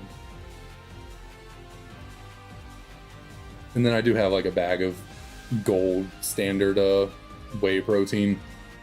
I'm trying to get back into really working out like I used to, but I've been having lower back issues. So whenever I try and lift weights, it just aggravates that. And yeah, that's why I went to the doctor today to get that evaluated. Because I basically can't lift weights because like I try to, and then my back is just like sharp stabbing pain. And it's like, well, can't really go to the gym and fully exercise because it's just, yeah, I'm not feeling great.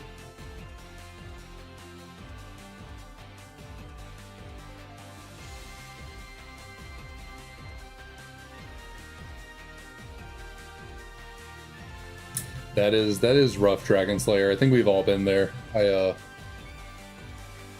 got rid of a lot of my childhood Pokemon stuff when I was still a child, really. It was all the Pokemon stuff I had up until the age of like 11, and then when I was like 13, my mom, asked me, "Oh, do you want to keep this stuff?" And no, you can.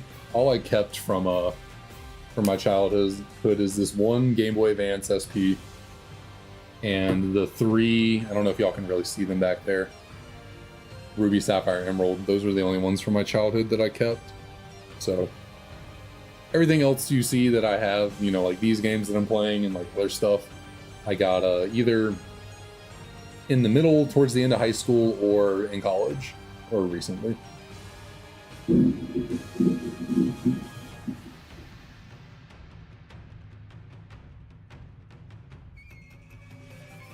Can y'all hear the rain and like thunder in the background for me? It's really coming down pretty good.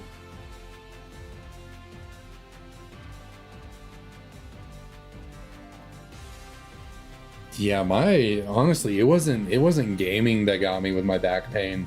I did a lot of gaming in college and never developed any back pain. It's working a freaking corporate job that has you sitting at a desk 40 hours a week. That's what gave me back pain.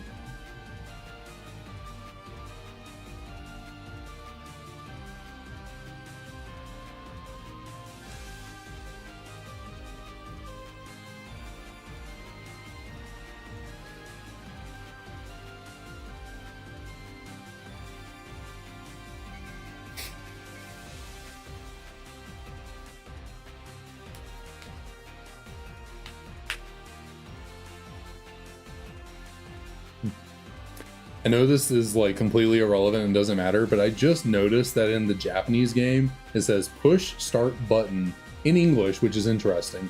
But then on the English copy, it just says push start. I don't know. Just noticed that. I don't know why. I'm trying to push start.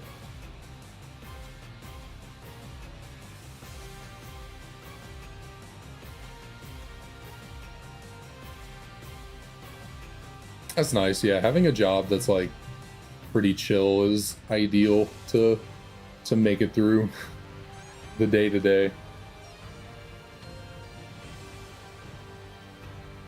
I'm lucky my job is like, it's not the most high stress, although this past week was a lot. This past week was a lot, not gonna lie. Not not the best.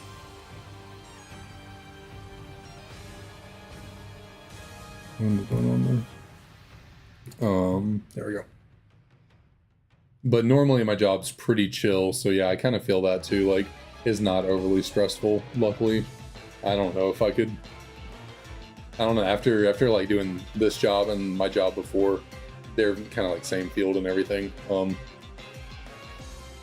don't know if I could move over to a super high stress job where everything's like, you know, deadlines and making money for the stockholders and, you know, the shareholders, what you call them. So.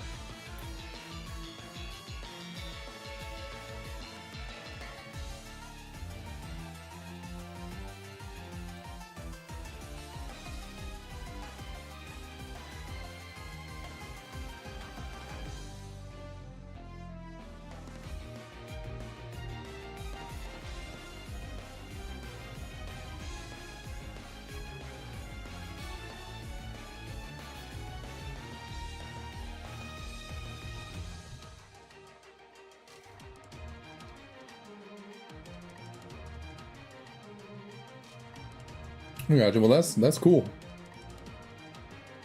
Going for software engineering.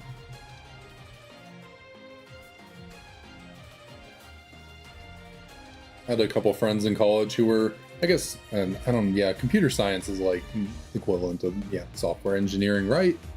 Am I correct in saying that? At least, you know, that's what it was called at my college. It was like, you know, computer science. They didn't really call it like engineering. And it was, you know, separate. You know, I was an engineer. I studied mechanical engineering in college, and, you know, we had our own engineering building, but then like computer science had its own building, so they weren't really a part of engineering for us. But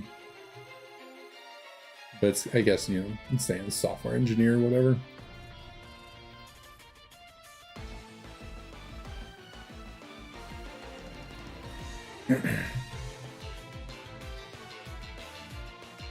Yeah, I guess maybe they have specifics within the computer science department of like what they were focusing on. I don't really know. I just know, you know, one of my friends, good friends and roommates was, you know, he just did a lot of programming. That's really all. You know, he was comp sci, they called it, and he did a lot of programming, so. What he did in specific with that, not sure. Programming was never for me, so I did not ask for too much detail. I was not a fan of that life. Oh shit, never done that before.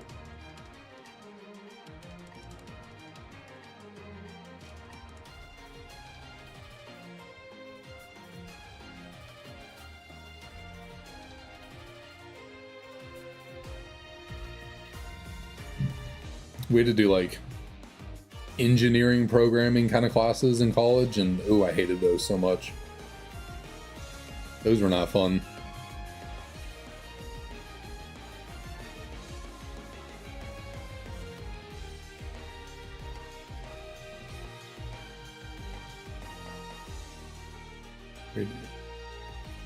Gotcha.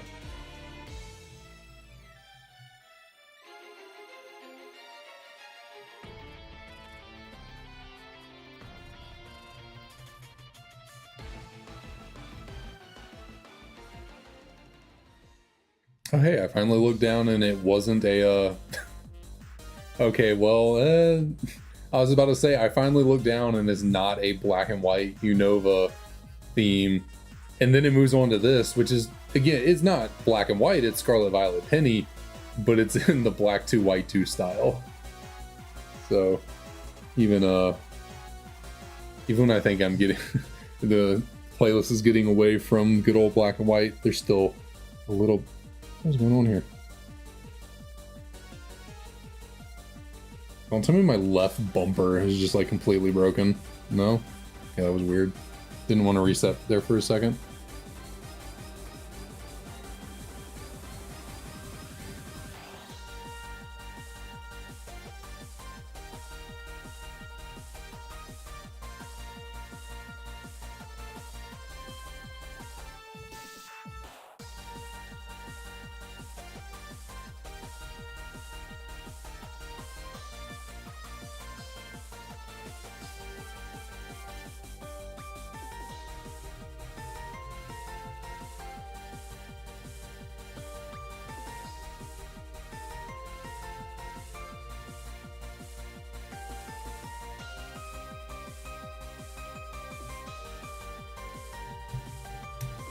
All right, what are we thinking? What was it?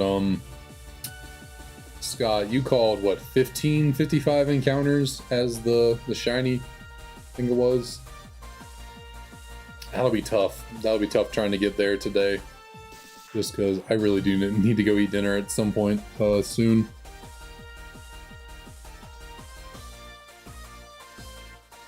So I'm trying to think. It's like I partially don't want to stop, like I want to keep going, but at the same time I kind of do, and also want to just kind of like relax tonight, hang out with my fiance, and then need to eat dinner as well. So we'll see how I feel once we get to 1500. What I want to do then.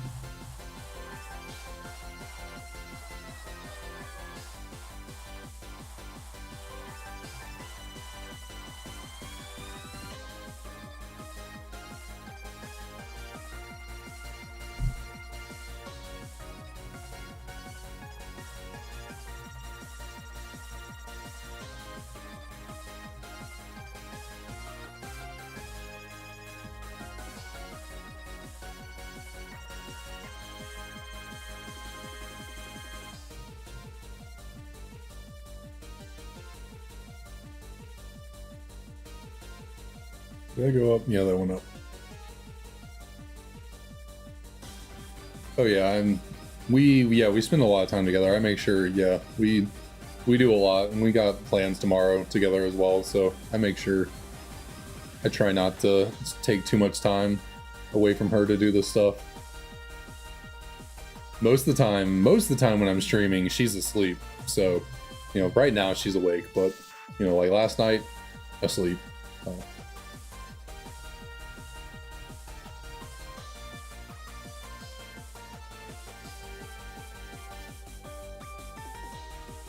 Then like Monday to Thursday, she goes to bed pretty early because of work. So, you know, if I start streaming at 7, 8 o'clock, you know, she's already pretty ready for bed.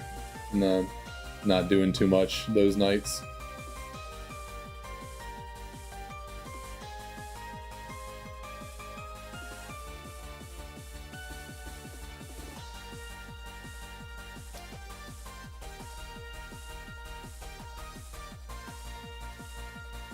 Yeah, honestly, same. I need to get on that too, to be honest.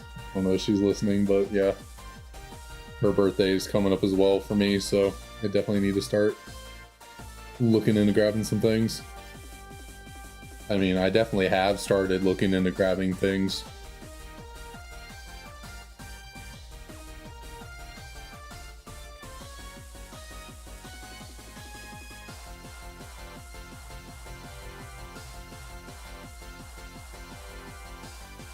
Nice, nice. Yeah, you I assume you mean of like July, so yeah, you got it coming up real soon. Mine's in August.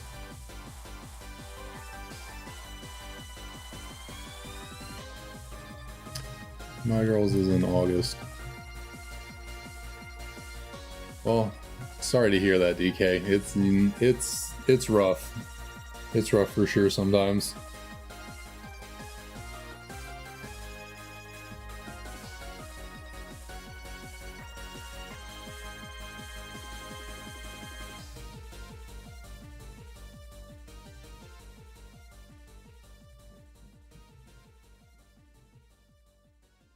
Well, I guess I can't. No. Oh, oh. won't go there, right? Come on. I don't know. I don't know what I'm saying or doing. I can definitely tell the yeah, you can definitely tell the end is near. The end is near for the hunt because we're about to get a shiny Tepig right now. Is what I can tell. You know what I feel in my bones. Got a shiny Tepig right here. In fact, I'm feeling it so much. I think Victini's feeling it as well. So we're going to ask good old Victini, which of these games is containing our shiny Tepig at the moment? So let's see. Heads from Victini is going to be the English game on the right. Tails is going to be Japanese on the left. Tails, okay, so Japanese is... Shoot. You know, if I'm going to be able to clip these things for, like, you know, content later, I need to be able to, like, on the fly really come up with some stuff. But yeah, the Japanese game is apparently where we're getting our... I've said it a million times. Female shiny Tepig is going to be the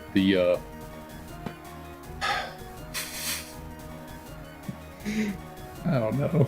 Okay, so it didn't work out, but that's okay. Sometimes I got it, sometimes I don't. All right, what's the other one? Oh yeah, I can tell I need to go to bed early tonight. Oh, they were both female. Okay, well, that was fun. Come on.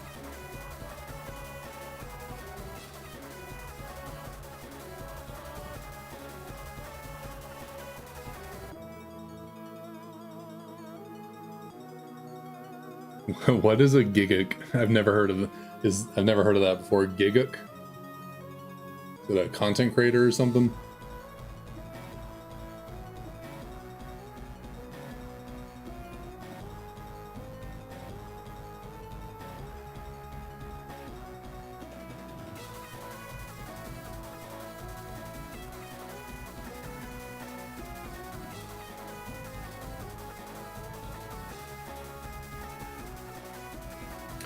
Anime content creator. Okay. Nah, yeah, I guess I don't really... The, like, anime content that I consume on YouTube is, like, reaction videos. Not, like, you know, just people making videos about anime, like, talking about it or anything. I do watch the occasional, you know, video essay about All Might or Gojo or something like that. But, no, most of the anime content I watch is reaction videos to whatever current anime is going on, the one I'm watching that I'm interested in, you know, seeing how other people react to the stuff.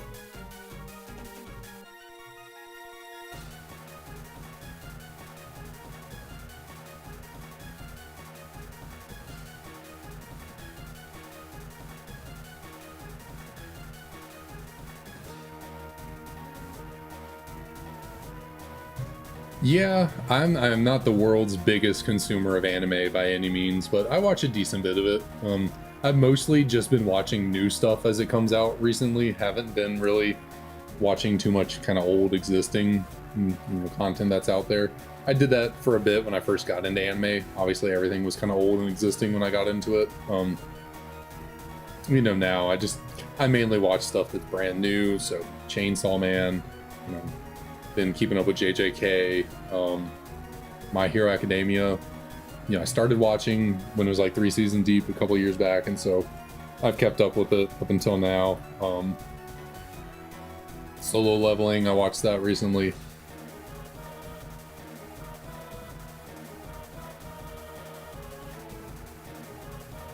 But I've never watched, well, I mean, and then Attack on Titan, obviously, while it was still going on, I was watching.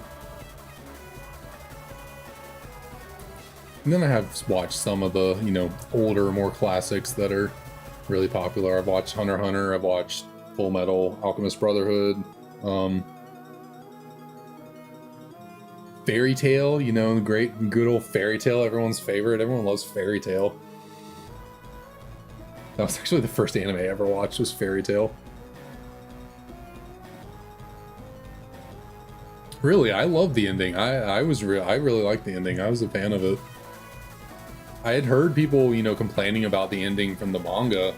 No spoilers. I didn't know what happened, but I knew people were complaining about it.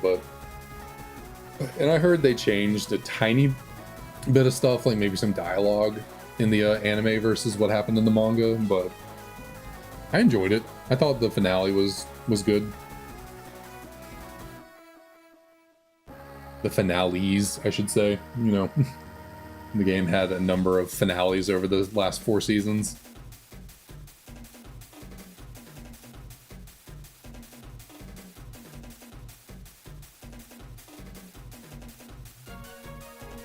No, we can't spoil Attack on Titan for you.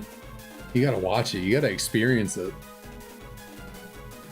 Also, for anyone that's like in chat or just hanging around, I don't want to spoil it for them if they haven't watched it.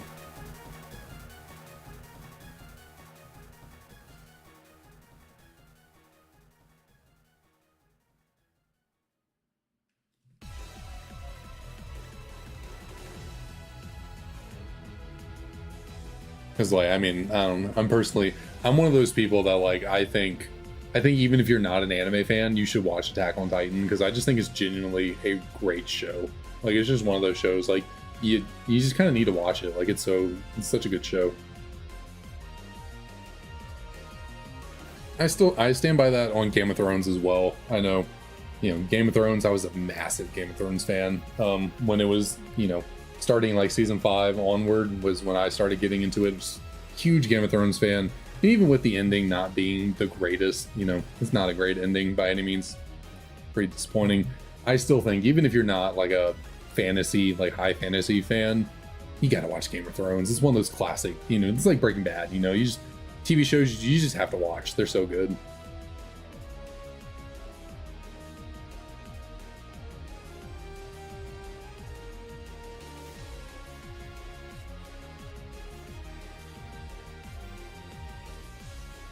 Who's getting their character assassinated? I think if you're talking about Aaron, I think that was always Aaron's character. It was always like, that's always what he was about. That was always his thing, as a, I don't know, yeah. I don't know if I think they assassinated his character. Personally, for me, I thought it lined up with who he was.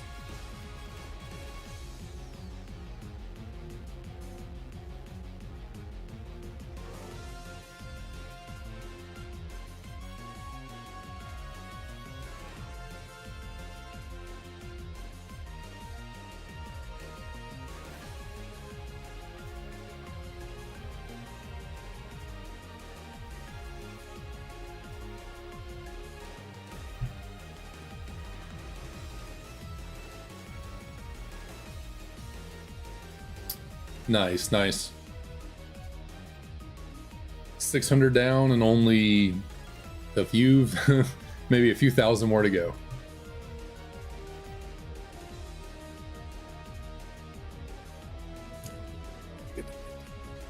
Where do I want to go?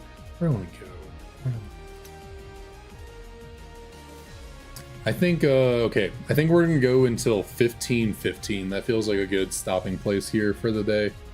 We'll get to encounter number 1515, and that'll be it for the night.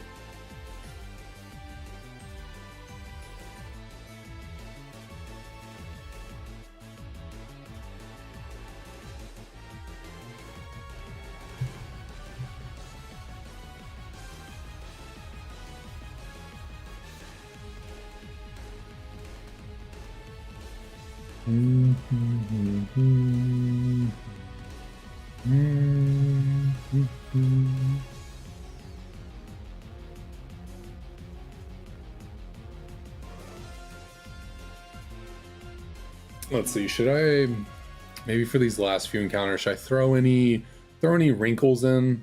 I don't know if I'm feeling it today. I feel like we should just kind of like let it ride, see what happens. I think no more coins. No more coins for the day. Like I said, we did the coin that one time, and I wasn't feeling it.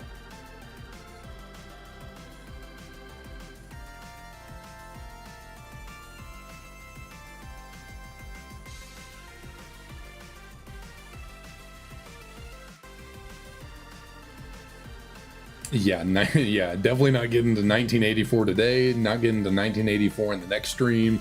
Maybe we'll get to 1984, you know, 2 streams from now.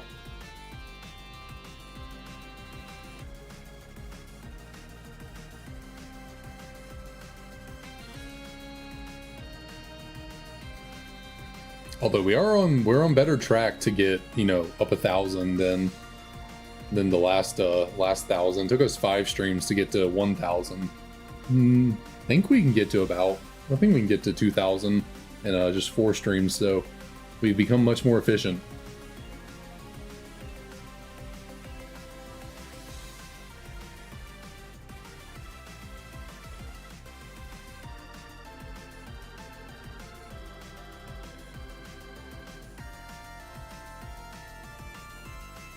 Button go. There we go.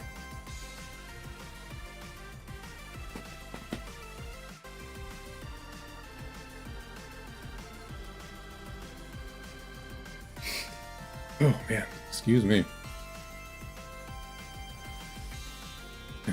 I swear, the entire stream has just like the stream playlist just said, you know what, full send it. You know, the black and white all day. So I've seen maybe 2 or 3. I probably haven't paid attention for a lot of them, I know, but every time I look down, this is actually, I mean, this is really a Hoenn theme, but you know, PWT remix. Yeah, that's great. I really appreciate that from everyone, truly. Any and all support. I mean, it's all greatly appreciated. I'm just here to chill, so anything's great. I'm, yeah, really grateful.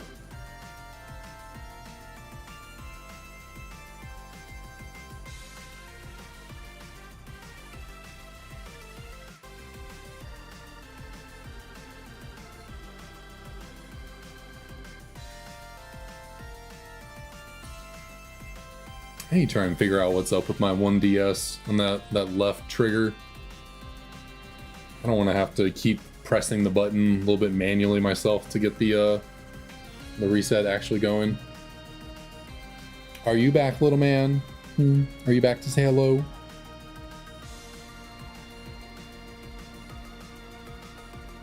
Are you trying to get in my lap? Huh? What you doing?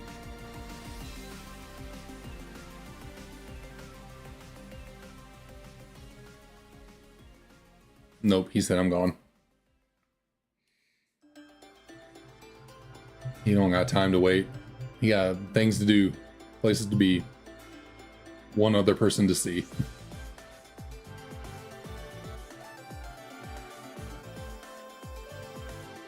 Okay, I'm not going to beat a dead horse, but we got Reversal Mountain now.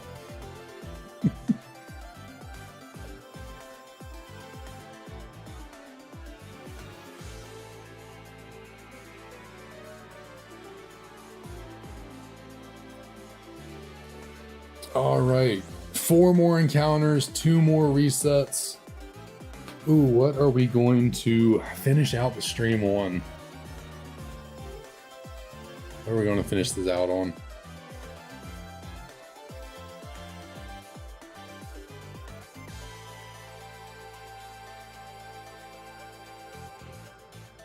Yeah, it's a pretty cool area. I really like how it's differently designed in each game. I like how in White 2 it's, you know, magma, you know, looks really hot and warm in there. And then Black 2 it's just a cave full of water, you know. It's orange and red versus blue, like I said. Forever and always. But yeah, I think what's that town that's right outside of Reversal Mountain?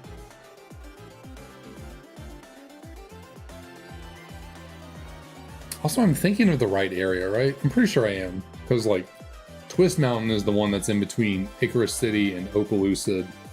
That's kind of like a mine, almost. But yeah, Reversal Mountain's the new area they add in this game. that you fly into. What is that town called that you fly into after beating Skyla? That takes you to Reversal Mountain and like the strange house they have over there. What's that town called? I'm blanking on what its name is.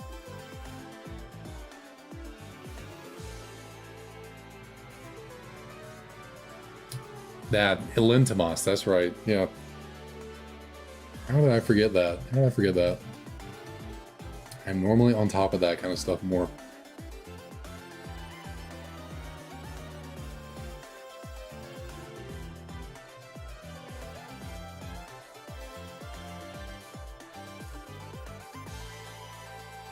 Yeah, I really like the design of those areas they added to it. I like the kind of red clay look of it. It's pretty cool. I always wonder about stuff like that in between games.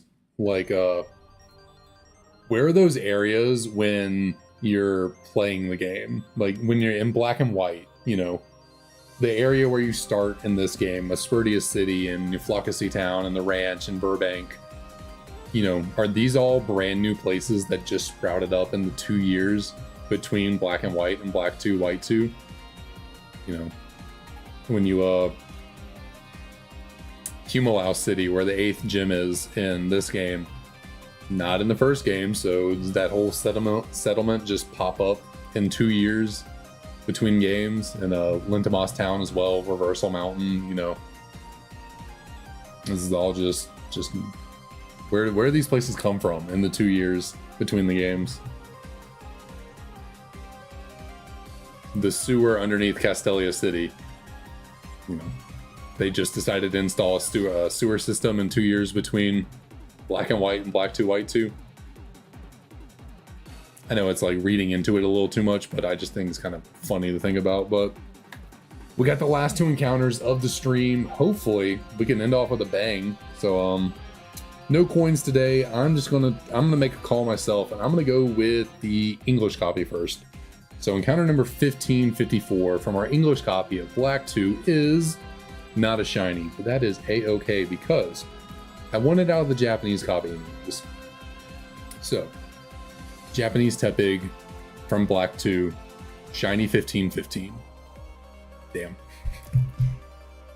I'll make the call one day and it'll be great. It'll be awesome. But that'll do it. We are now at 1515. This is a nice stream. You know, this was a good one, kind of a little impromptu, just randomly thrown together. Appreciate everyone being here. Fortunately, no shiny Tepig today, but that just means when we do get it, it'll be even sweeter. So, hope everyone has a great weekend. I might stream over the weekend once, probably not tomorrow, maybe Sunday. So, if not, probably Monday. Yeah, there's no schedule. I'll just see y'all when I'll see y'all. So, hope everyone has a good time. And peace. I don't know how to do outros. I'm really awkward at the outros of stream. Anyways, bye everyone.